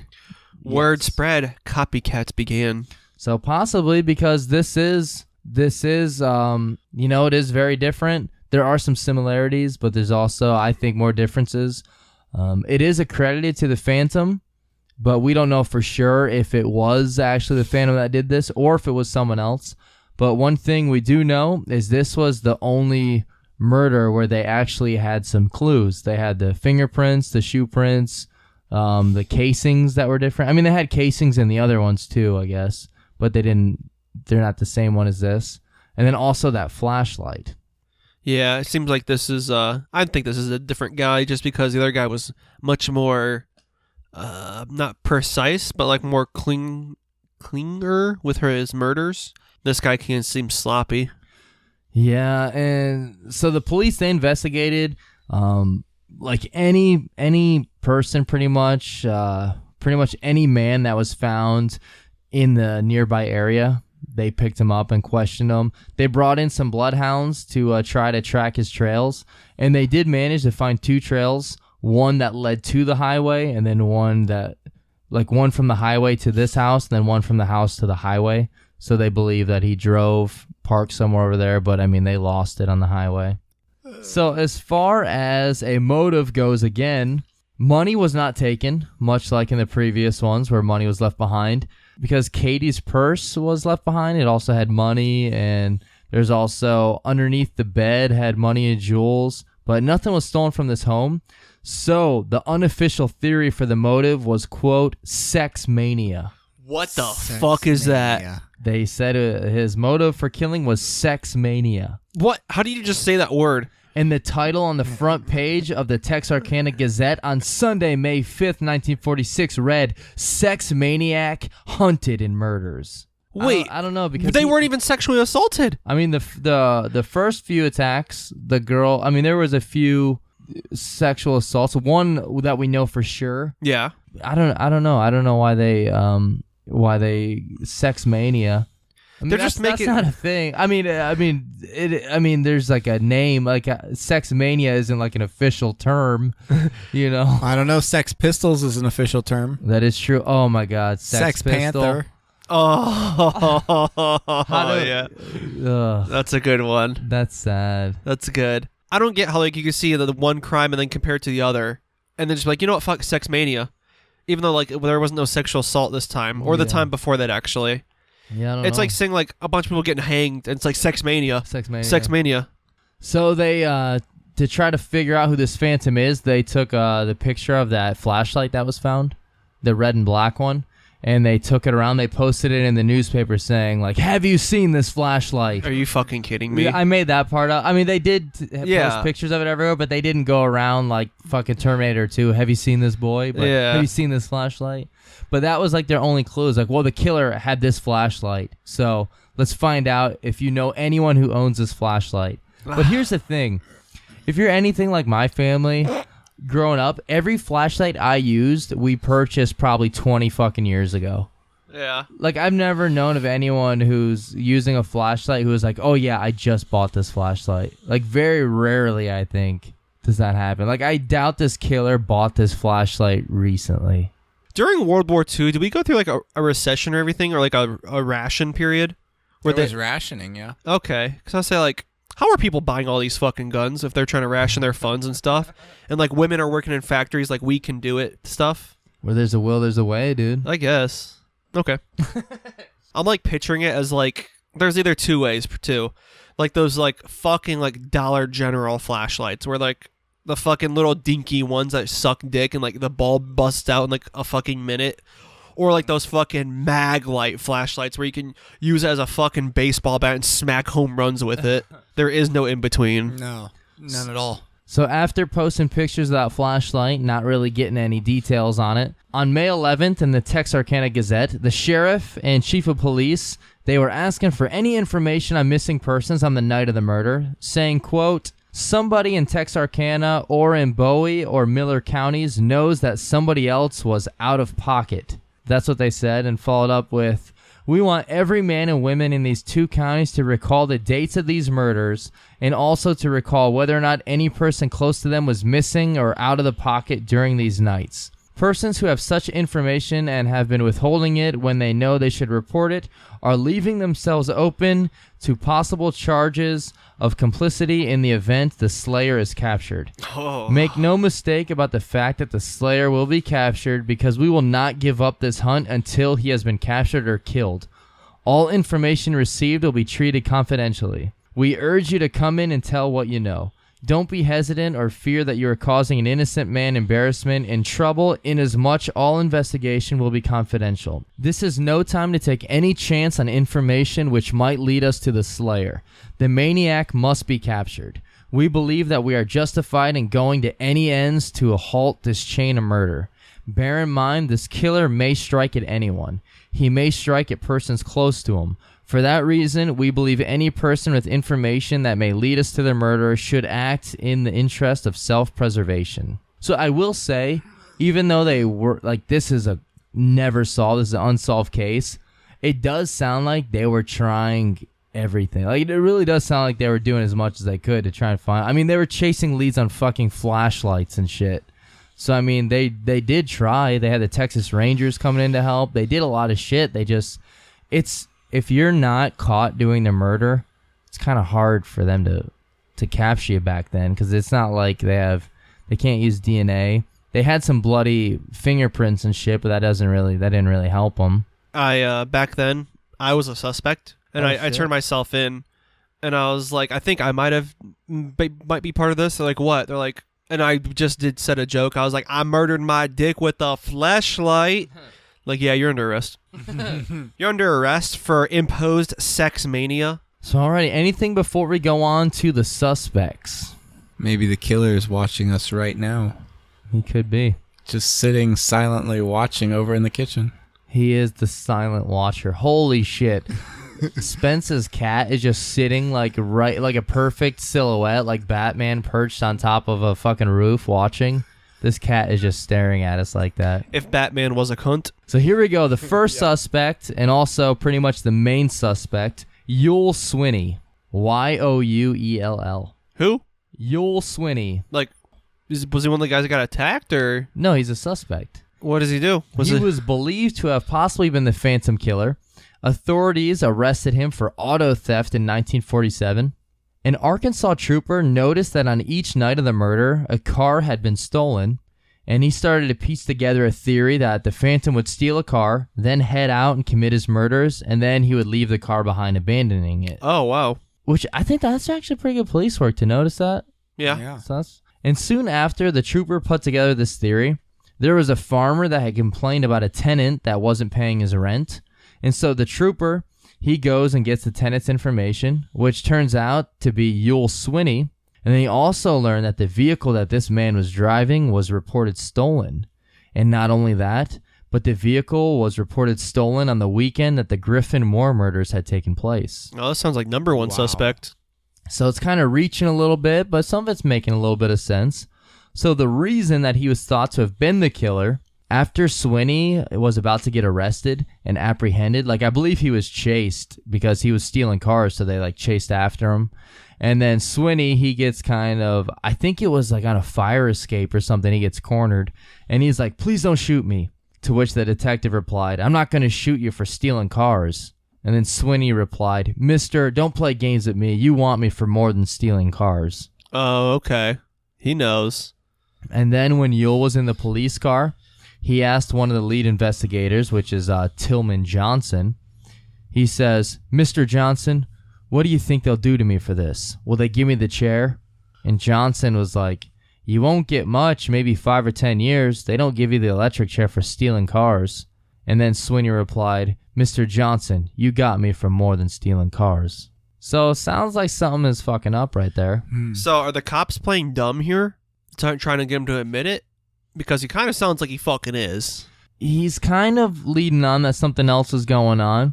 And there's a lawyer who reaches out to his wife, Peggy, and they tell her that her husband, like, yeah, we have your husband in jail. He's being held.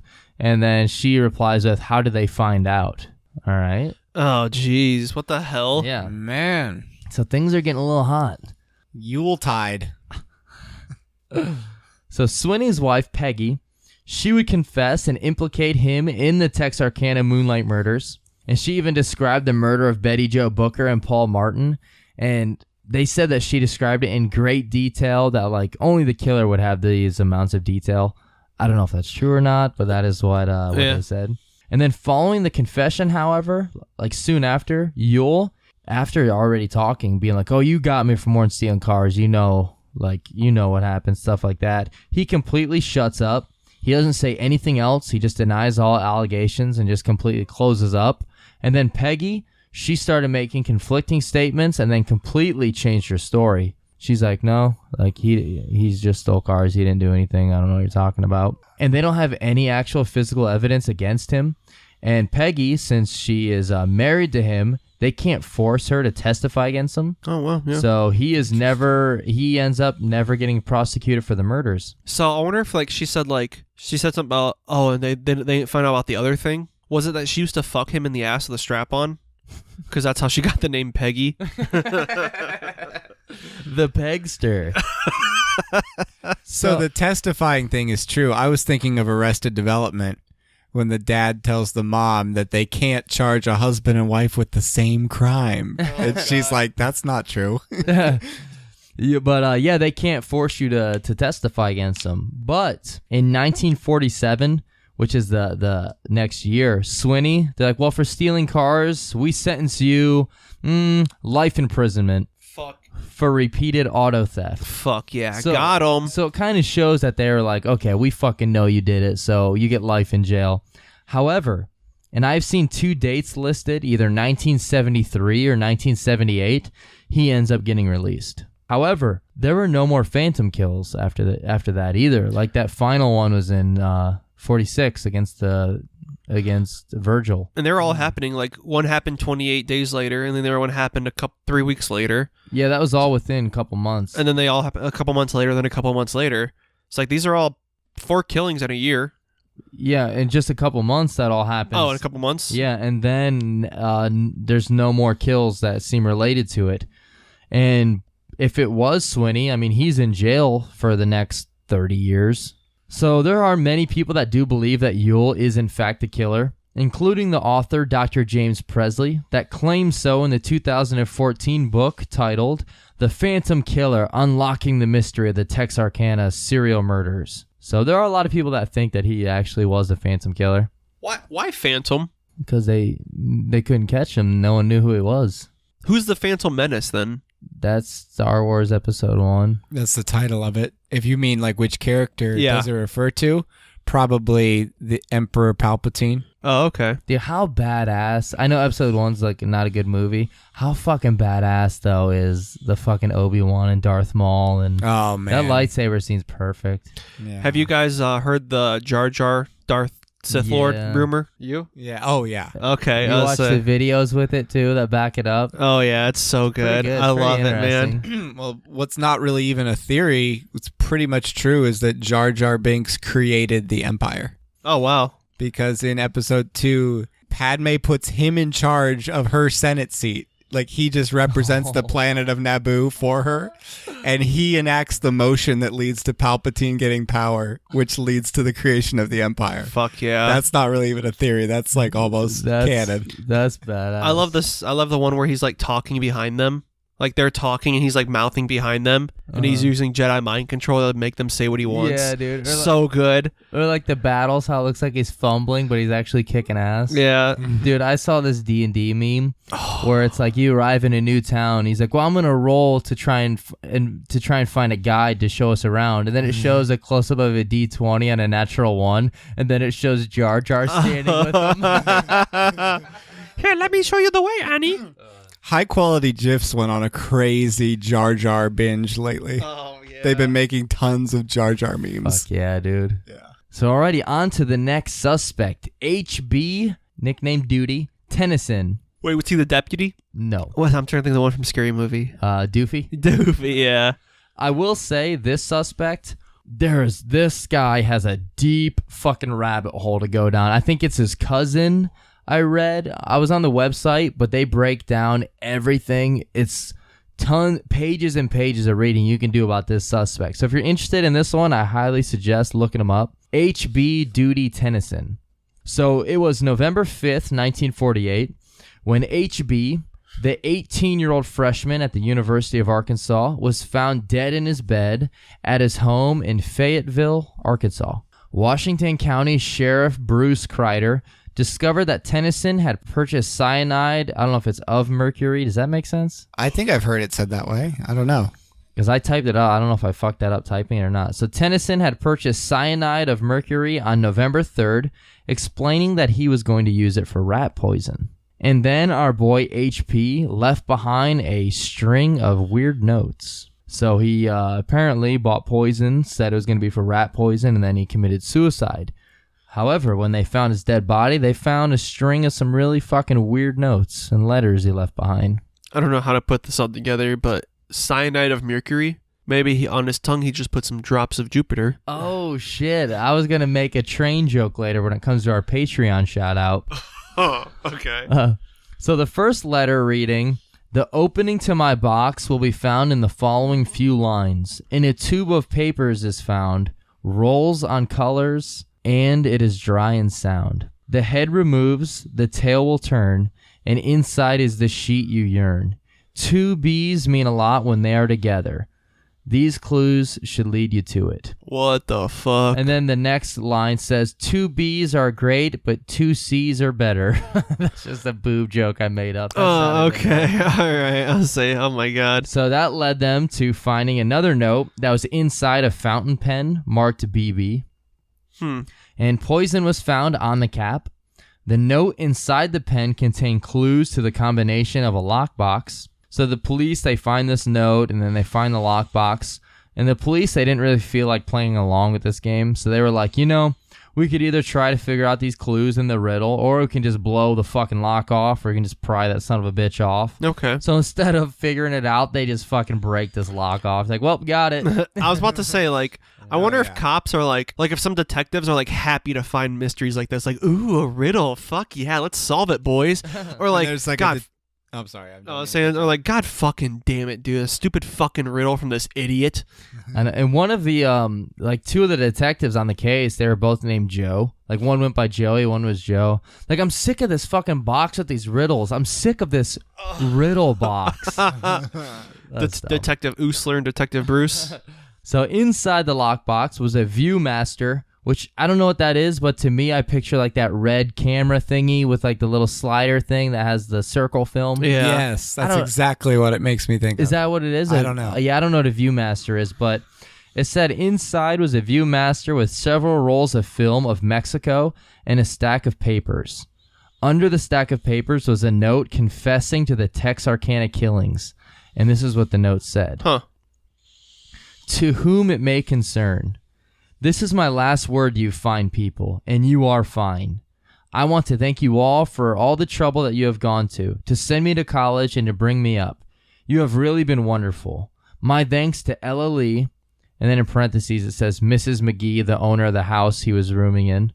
Oh, I believe I took this off the website that his cousin made, where his cousin is breaking down everything. Oh, okay. It's fucking huge. There's so much shit to read on there. So my thanks to Ella Lee for letting me stay with her during my college career, and to Belva Joe, which was Mrs. McGee's 12-year-old daughter, for putting up with me the way she did. She had to know, but I fell in love with her about a week ago. If she was older, I would have asked her to marry me, but that would be impossible. So that's kind of weird. What was he, 18? Is that what he said? And she was 12? She's 12, yeah. All he's got to do is wait a couple more years. Fuck, the people he's killed done worse than that. Why did I take my own life? Well, when you committed 2 double murders, you would too. Yes, I did kill Betty Jo Booker and Paul Martin in the city park that night, and killed Mr. Starks and tried to get Mrs. Starks. You wouldn't have guessed it. I did it when Mother was either out or asleep, and no one saw me do it. For the guns, I disassembled them and discarded them in different places. When I am found, which has already been done, please give this typewriter to Craig, which was his older brother, and tell him that I hope that his child is a boy. It will help him in his work. Everything can go wherever you think it will do best, except for the Viewmaster, which will go to Belva Joe. Please take my bankroll and give it to Daddy. I think it should go to him. And tell him I don't want the car now. Well, goodbye, everybody. See you sometime. If I make the grade, which will be hard for me to make. H.B. Tennyson. What the fuck? Like, that leaves, like, how can I put it? He could easily not be the fucking killer because he didn't give up any evidence. Well, the thing is, he's 18 now. Yeah. That means he would have been fucking 16 doing all this shit. Yeah. I mean, I guess it would make sense, the fact that he's killing, like, other 16 and 17-year-olds for the most part, but a 16-year-old doing all this brutal shit, telling him, like, raping a girl with a gun. Well, I guess he didn't mention that one. He mentioned 2 double murders. Yeah. But it seems pretty brutal for a fucking 16-year-old kid. And is he from the area? Yes. Okay. Arkansas, I think it was. Okay, because these all happened in Texas. So the last one was in Arkansas, yeah. But yeah, like I said, online, his cousin goes into more details. He breaks down all these notes. But there's also a ton more notes that were found. And some of them were just rough drafts written in pencil. Like these ones were ones that were typed up, and then he signed them at the bottom. But here's one of the notes that was written in pencil. It said, and I don't know if they found it like in the trash or where they found it exactly, but this is what this one said. Please disregard all other messages which I have written. They are only thoughts which I was thinking about as possible reasons for taking my own life. As I think about it, it is none of these things. They are not the reason for this incident. There's a much larger point to it all. Happiness. Yes, happiness. If I am out of the way, all of the family can get down to their own lives. Mother will not have to worry about me making my grades, and Daddy will not have to put out any more money on me, which probably would do no more good than it did in high school. No one will have to worry about me, keep having to push me through the things that would be best for me. After much thought, I decided to take this way out. It took more thought than anyone can think possible. It started about a week ago, when I began to think of a way to get out of this. Running away would not do any good. The police would find me wherever I went and would bring me back to it all. No, Mother and Daddy are not to blame. It is just me. If I had done what they told me to do, this would never have happened. Studying instead of playing around, going out with people in my age group instead of staying home and dreaming. And I think that was the end of that one. So, like, even though he admitted it, I mean, he would have been fucking 16, like we said. I mean, being in love with a 12-year-old girl is pretty fucking weird. Yeah. But I don't see how he could have. He's not really serial killer. He's not confessing any details either. Yeah, he could have just said he did it. And plus, this note says disregard all those other notes. Yeah. And, like, how'd you get the cars, kid? You didn't steal them like the other guy did. Like, how'd you get there? And some of his friends came forward to the police, and they're like, there's no way he could have done it because on the night of the Starks murder, he was actually hanging out with us, and we actually, like, listened to it together, like, listened to the news on it together. And they also said that he wasn't a fan of guns. He didn't own any. He didn't use any guns either. So that could also be friends sticking up for him, defending him, or it could just be 100% be the truth, you know? Is this the first recorded emo in history? One note, though, Booker, Betty Jo Booker, he did play trombone, and he was familiar with her, but I think he was a few years older than her, maybe. But Okay. I think they went to the same school, possibly. Oh, okay. But, I mean, that doesn't mean he's a fucking serial killer. Yeah. So there are a few other suspects, but they don't really fit as well as those first 2 do. I have a question. Yeah. Are there other cases where, like, there was an unsolved murder and people are just, like, dying to be the murderer, so they just claim. There are so many, dude. Okay. So many murders where people just claim it. Like I want the attention. Fuck it, I'm the we did it murderer. with Craig Price. In the first episode where they were trying to figure out where that guy was wrongfully put in jail, and he said there was a teenager that confessed to it, even though he didn't do it. H.H. Holmes, when he wrote his book, he confessed to like every murder that was in the area. He confessed to, even though there's no way he could have done it. So people are always confessing to murders they didn't do. So anyways, there are a few other suspects. They don't really fit as well as those first two. And I will say many of these are straight from the wiki because most of the sources, they all list the same information. But yeah, if you want to find more, you can always dig down the rabbit hole. So the first one is going to be German POW guy, which is a German prisoner of war. On Wednesday, May 8th, it was announced that an escaped German prisoner of war was considered as a suspect. He was hunted as, quote, a matter of routine. He was described as a stocky 24-year-old weighing around 187 pounds, and he had brown hair and blue eyes. The POWs stole a car in Mount Ida, Arkansas, and attempted to buy ammunition in several eastern Oklahoma towns. Meanwhile, late at night on Tuesday, May 7th, a 45-year-old black man named Herbert Thomas, he was flagged down by a hitchhiker in Kilgore. The man said he needed a ride to Henderson because his mother was seriously ill. He's like, I'll give you $5 if you can give me a ride there. Which I don't know what $5 is in 1947. 400 million. That's got to be a decent amount of money. I don't know, like 20, Yeah, I'd say 30. It's probably a tank of gas, probably. But he's like, yeah, my mother's really sick. If you can give me a ride, I'll give you $5. So Thomas is like, normally I don't give people rides, but I mean, I feel really bad for him. So he's like, okay, man, get in the car. I'll take you there. When they get close to the town of Henderson, the man, he pulls out a gun. And he's like, keep driving or I'll kill you like I killed those 5 people in Texarkana. Whoa. And then he mentioned Paul Martin and Betty Jo, mentioned by their names. And then the man told Thomas, I'm not done killing yet. I plan on killing more. And he said he was going to return to Texarkana to kill Martin's father. But what he didn't know was that Martin's father was already dead. Oh, okay. The man then made Thomas stop, and he told him, he's like, you're going to drive back to Kilgore, and if you follow me, I will trail you and kill you. And then the only funny part of this story is he stole the $5 back from him. Oh, yeah. And then the guy also had $3 in his wallet. He's like, I'm fucking taking this too. Oh, man. You know what? Good on the German POW for not killing the guy. Yeah, I'm glad you didn't kill him. Because this seems like the real killer will kill anybody. Like, kill him on sight. He'll just beat you, which doesn't make this guy seem like the killer now. But Thomas, he described the man as being 5'8", around 130 pounds, either 27 or 28 years old, with red hair and khaki trousers and a GI jacket. So it doesn't really fit the description of that other guy. But yeah, he's like, I killed those 5 people, mentioned the names. Those names are all over the place. Yeah. And plus he didn't kill this one, so it sounds like I doubt he was a phantom. Or if, like, he had a white sack on his head, but he was a Mexican guy. Like, yep, doesn't fit the description. Doesn't fit. And now during that same night, a local resident named Robert Atkinson, he said he spotted a peeping Tom in his window.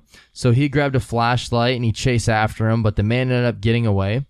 So Atkinson, he's like, well, I'm not fucking just giving up. He gets in his car and drives around trying to find him. And he believed that he found him, but the man that he found was like, no, that wasn't me. I'm not the fucking peeping Tom. I just got done dropping my girlfriend off at home. So he's like, oh, okay.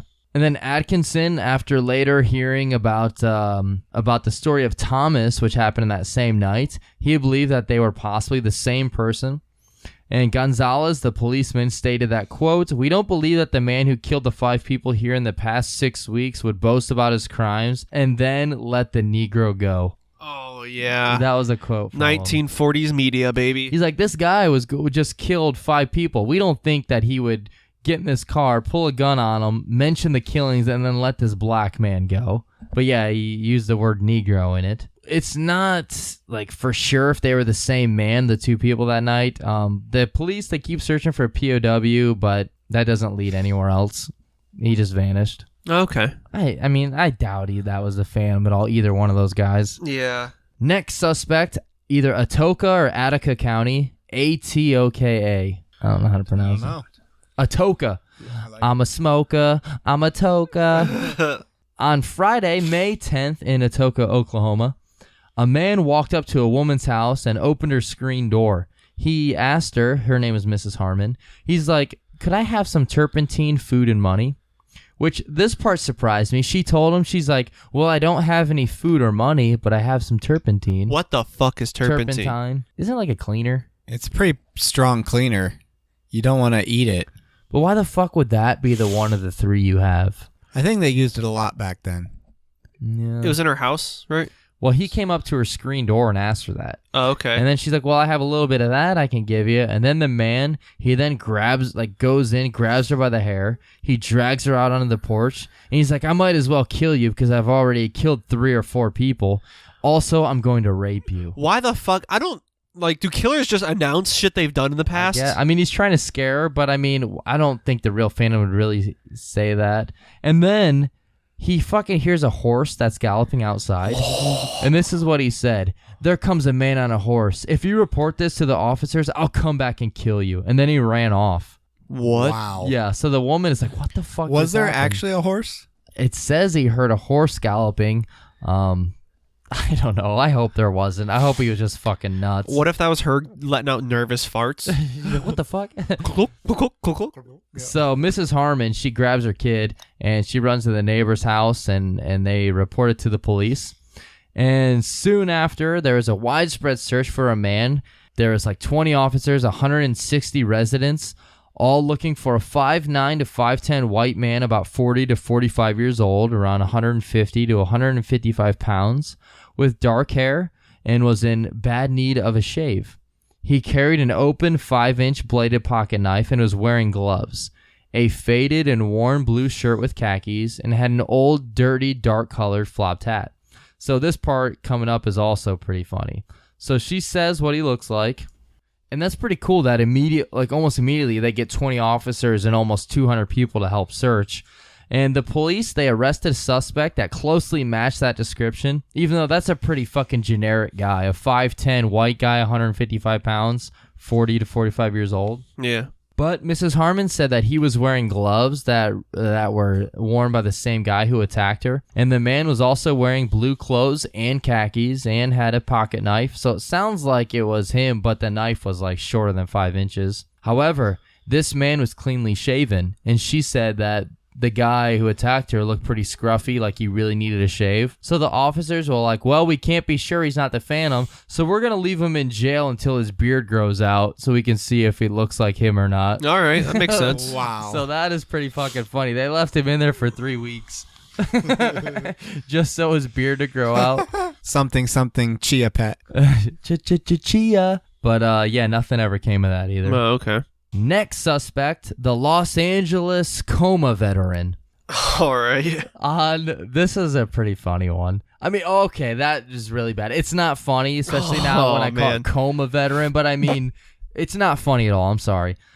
Thursday, May 23rd, 1946, a 21-year-old ex-Army Air Force B-24 machine gunner by the name of Ralph Bauman, he told LA police, he came to the police and he said, quote, I've been in a coma, running from something, maybe murder.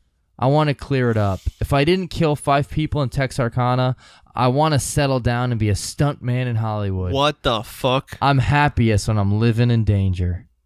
And previously, he had gone to the Los Angeles Examiner and told a reporter, quote, I want to sell you some murder information. I know who and where the Texarkana killer is. Give me $5 and let me have an hour's start, and I'll put the information in a sealed envelope. What? Wait. Yeah.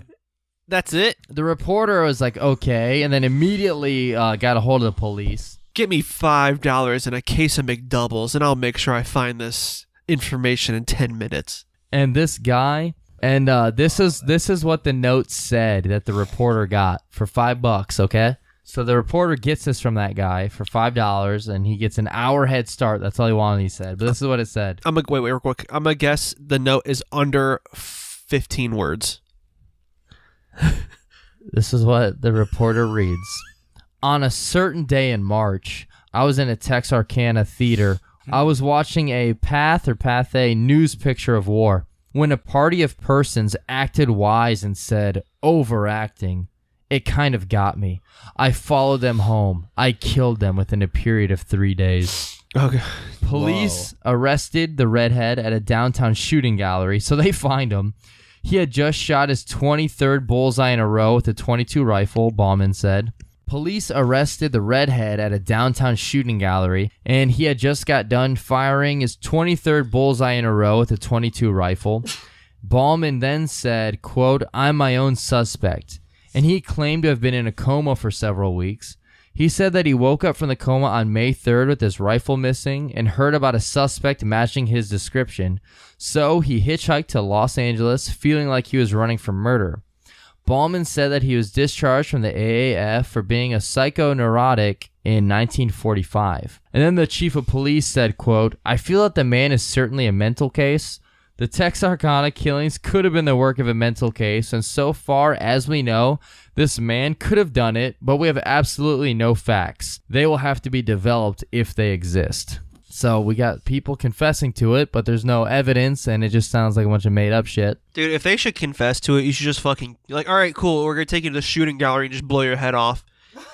And then just fucking shoot him and kill him, and then just say, like, you know what, we found evidence they weren't the killer. Whoopsies. What the fuck? Because You can't do that. Fuck these people who seriously just, like, want to be the murderer. You want to be the murderer? Then get murdered. It is like a lot of waste of time and stuff like that, but who knows? Maybe they legit have mental problems and maybe they really do think that they did it. Kill them.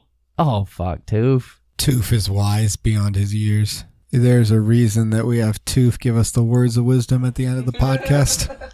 So here we go. Our last suspect we're going to talk about, Taxi Man. So a taxi driver quickly became one of the major suspects. And keep in mind, this was before the saxophone was found, because that wasn't found for, was it 6 months? Is that what we said? 6 weeks or 6 months? I don't remember. Yeah. But this was during the time the saxophone was missing. I think you said 6 weeks. So during that time, Betty Joe, her band leader, he stated that Betty had a saxophone with her, but the saxophone was never found for a while. So this one, the police were like, well, if we find the saxophone, we'll find the killer. On Saturday, April 27th, there was a man that was arrested in Corpus Christi, Texas, because he was trying to sell a saxophone to a music store. On Thursday, April 25th, though, the 30-year-old man, he walked into the music store. He didn't have the saxophone or any instrument with him. And he asked the salesperson, he's like, hey, you want to buy an Alto Bundy saxophone? Which was that girl's saxophone. Okay. Like the type. Whoa. Which, I mean, if you don't have it with you, like, what? That's so fucking suspicious. That's fucking weird. Oh, yeah. And the girl told him that she would need to speak to her manager.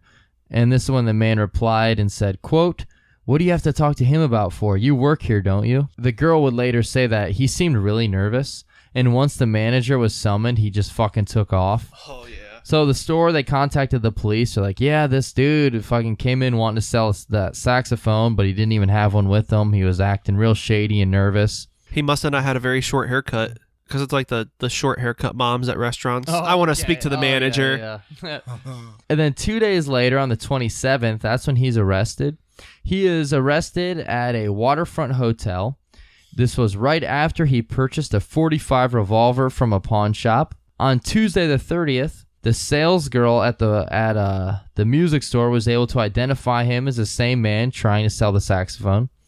Although no saxophone was ever found in his possession, the police, they did find a bag of bloody clothing in his hotel room, which he claimed the blood is from a cut he had received on his forehead in a bar fight. Which, this is like the fourth person they've arrested that had bloody clothes with them. Oh, wow. And after several days of Captain Gonzalez just fucking grilling this dude, he said, quote, everything the man tells us is being checked and double-checked, and everything he has told us this far has been found to be true. He has answered all of our questions without hesitancy, and we are making every effort to find out if he is telling the truth or if he is covering up information. We are convinced that thus far the man has told the truth, and if all of his stories are found to be true beyond the shadow of a doubt, we can no longer hold him as a suspect. Our duty is not only to apprehend violators of the law, but also to protect innocent persons. When we make an arrest in this case and charges are filed, there must be no mistake. We must get the right man or no man at all. On May 3rd, he stated, "This man has been completely eliminated. He has been checked and double-checked, and he couldn't have had anything to do with the murders." Which I do fucking really like that, though.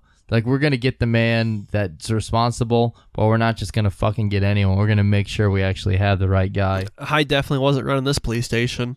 I'd have had that fucking shooting gallery filled with corpses. Oh my god. Fuck yeah, dude. I think I know who did the murder. Yeah, you. Put him in the shooting gallery. Pop, pop, bam, die, pop, pop, pop.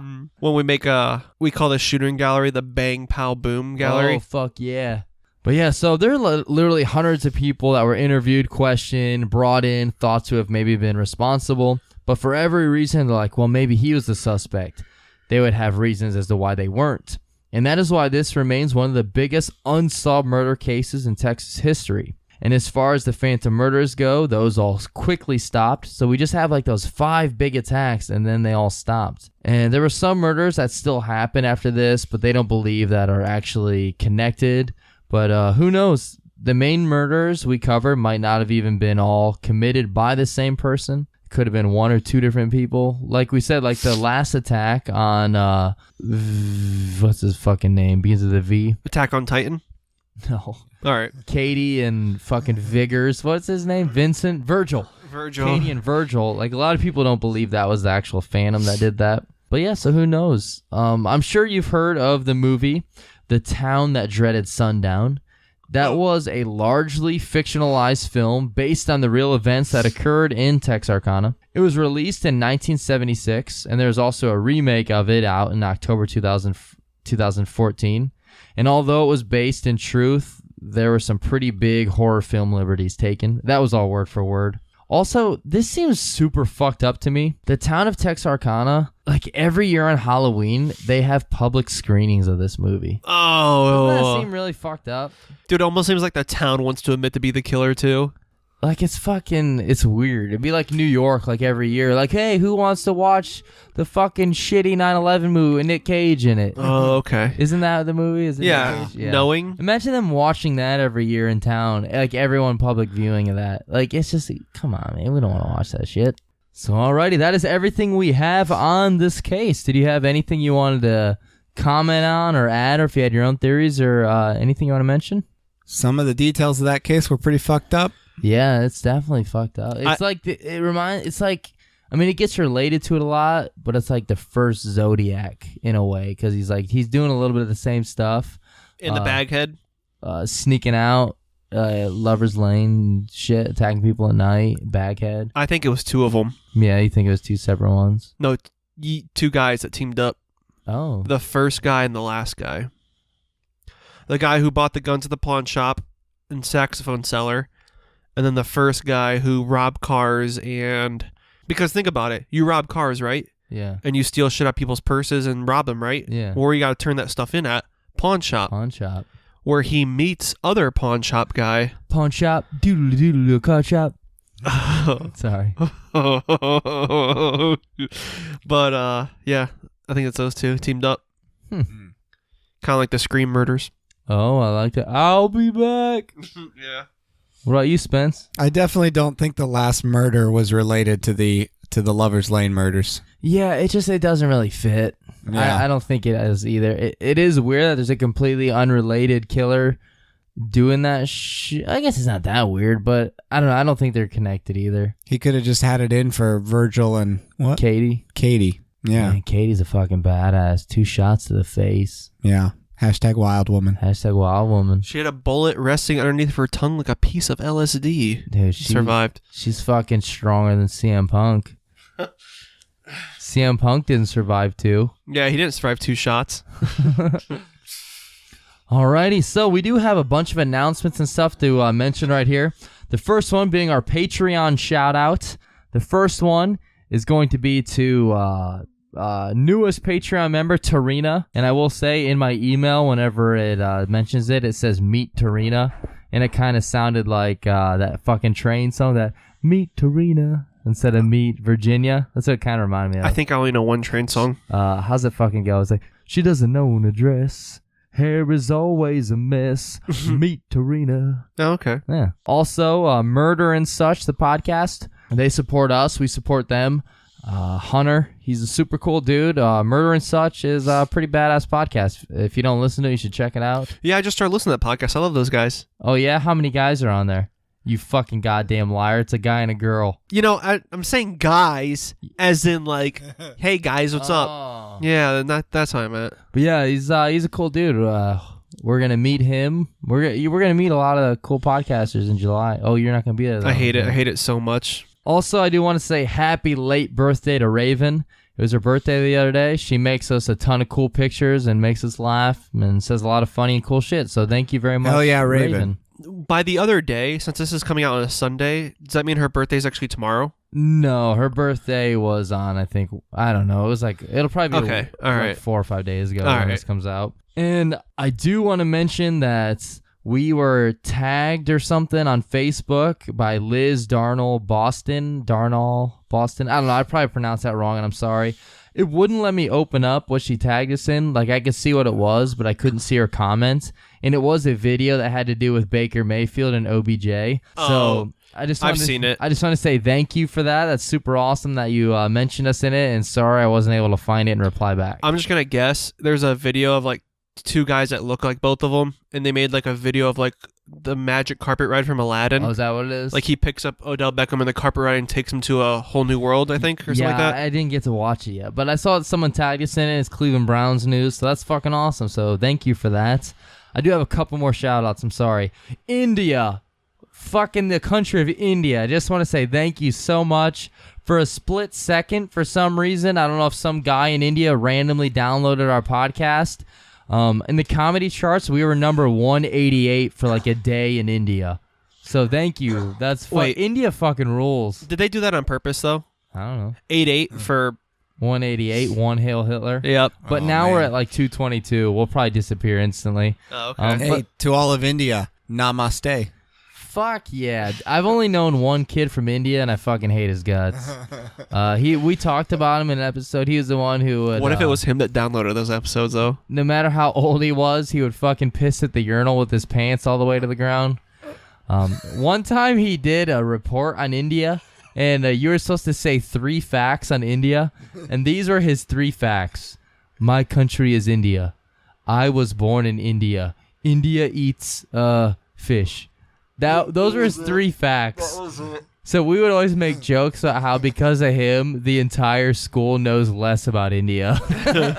Thank you to all of our favorite people on Twitter and Instagram, on Patreon, the ones that continually send us funny shit and thank us and all that. And so Spence, you want to hit us with that closing shit, brother? Thank you all for listening to our podcast. We love you. We want to have babies with you. If you'd like to support this podcast, you can check us out on social media. You can spread the word, share the content, leave us some feedback. We love to hear from you. You can find us on Facebook, Twitter, Instagram, all over. It's not a problem. Just search The Brothers Commonplace. Make sure you type the whole phrase, The Brothers Commonplace, and you'll find us. I guarantee it. You can send us an email, brotherscommonplace@gmail.com, if you're into that. And if you'd like to take it up to the next level, you can support us on Patreon. For $1 a month, you get access to all of our bonus episodes and just all kinds of sweet, sweet goodness where we just let it fly. If you haven't done that, you missed out on us watching the 3rd chapter of R. Kelly's Trapped in the Closet for literally... I think it was fucking 57 plays through or something. I don't know what it was. We watched it over and over, and we found all the deep, like, meaning, like, Illuminati shit to it. And for $5 a month, what do you get extra for $5 a month? You get all the basic shit, but we also give you a shout-out. And did we used to send stickers or something? Oh, anyone that signs up, whether it's $1 or not, whatever, it doesn't matter how much you sign up for, I mail you stickers. I randomly put stuff in the envelopes with them. I don't remember who it was to. But, Anthrax? But not Anthrax. I drew it was an NBA card, and there's a dude holding a basketball, but I drew it as an eyeball over it, so it looked like he was holding his eye connected to his face, and I just wrote, "Oh shit, my eye." So dumb shit like that I send out sometimes. Nice. I just want to give a special thanks to everyone that has left us a review on iTunes. If you enjoy the show, if you could leave us one, that would mean a lot to us and really help us out. We have a goal of cracking the top 200 in comedy in the United States. Each week, I believe less and less that's going to happen because for a split second, I saw where we were the other day. And let's say there's an extra digit on that number I wasn't really hoping for. We were fucking way down. But, we've gone in the mid-300s at one point for like a day in June. So maybe it could happen sometime. I don't know. Until then, we'll just fucking stick to the India charts. So, fuck yeah. Thank you, India. Let's just move to India. You know what, India? You can call me for tech support anytime you want. Hell yeah, dude. Or India. Why don't y'all get VPNs and make it look like you're in the U.S.? Yes. Oh, I love when they do that. It's like, and they say their name is like Greg. It's like, all right, I see you. And we also have a thread list if you want to buy some Brothers Commonplace merchandise. We got shirts, a bunch of other random shit on there. And like Spence mentioned, Patreon. I have a bunch of milestones and goals that I keep track of. I have a huge list of like small accomplishments. Also at the very top, I wrote that we will be a top comedy podcast. It's kind of lame, but it gives me some motivation. And we're close to crossing off a small goal I have on there, so that's pretty cool. But yeah, you can sign up for Patreon, either $1 or $5 a month, and it really helps us out. It means a lot to us. We've been getting a lot of requests lately. So that's been super awesome. I don't know if we'll get to them all. And just because we don't get to them doesn't mean that we don't want to. But sometimes things come up and we try to wait a little bit longer. Like I don't like to cover a lot of the bigger cases. This is probably the most popular case that we've done in a while, I think, possibly. Because it's a pretty popular one. But alrighty, I think that's it from me, Toof. Do you want to hit us with some words of wisdom, brother? I was going to try and come up with one of my own, but hand me my phone. I'll probably use one of the backlogged ones. These are probably deletable. One definitely is. Anyway, the other one was going to be like me and Andrew cut off the clits of girls and cook them, and it's called baked beans.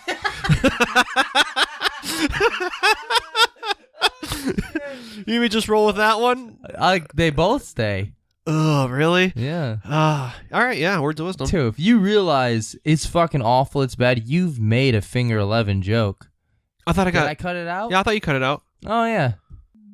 I guess I did cut the last one out. Right. The fact that there's been more than one finger 11 joke is pretty fucked up. Oh, yeah. Cool. You keeping them both in, or you want me to redo the baked beans we'll one? We'll see how I feel when I edit this.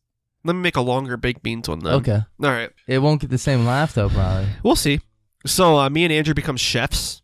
We've been training like top-level chefs, and we got on this show, Hell's Kitchen, and people might have heard of it, maybe. And this guy's like yelling at us and everything because I guess Andrew's kind of a sadomasochist or whatever that is, and he's the Ramsay chef guy, whoever he is. He was like yelling at us, which I thought that was a shtick anyway. But he was saying that we assaulted the contestants, and I was like, "What the hell's going on?" And Andrew like had his head all tilted down like a dog in trouble. And I was like, "Andrew, boy, what the heck? What's going on? Why is he?" Is what he's telling true? Why is he yelling at us? And Andrew's like, fucking yeah. All right. So, yeah, we got first place, but I cut off these girls' clits so I can make some baked beans. Oh, fuck.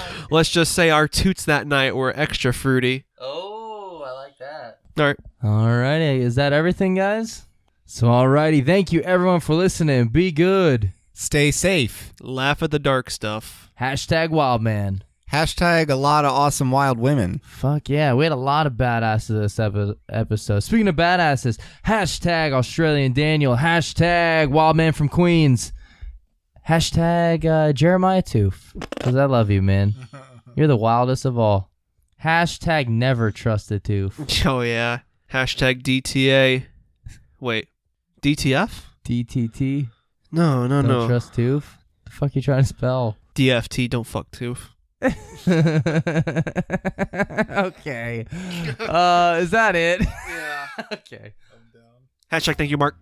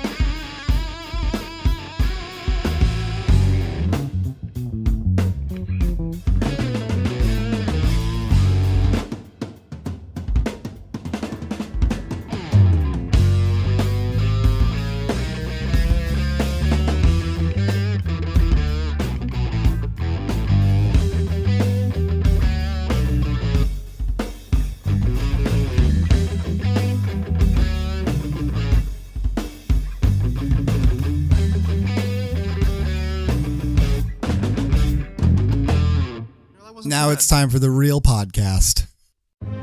This February, history will be made. Millions will watch as 80 years of unjust stigma is left in the past. A product that drove good people to the black market will be revealed as one that's creating a new global market. This February, what inspired the symbol of counterculture will at long last be seen as just culture. The new normal is coming. Will you be one of the first to see it? Visit medmen.com to watch an exclusive preview.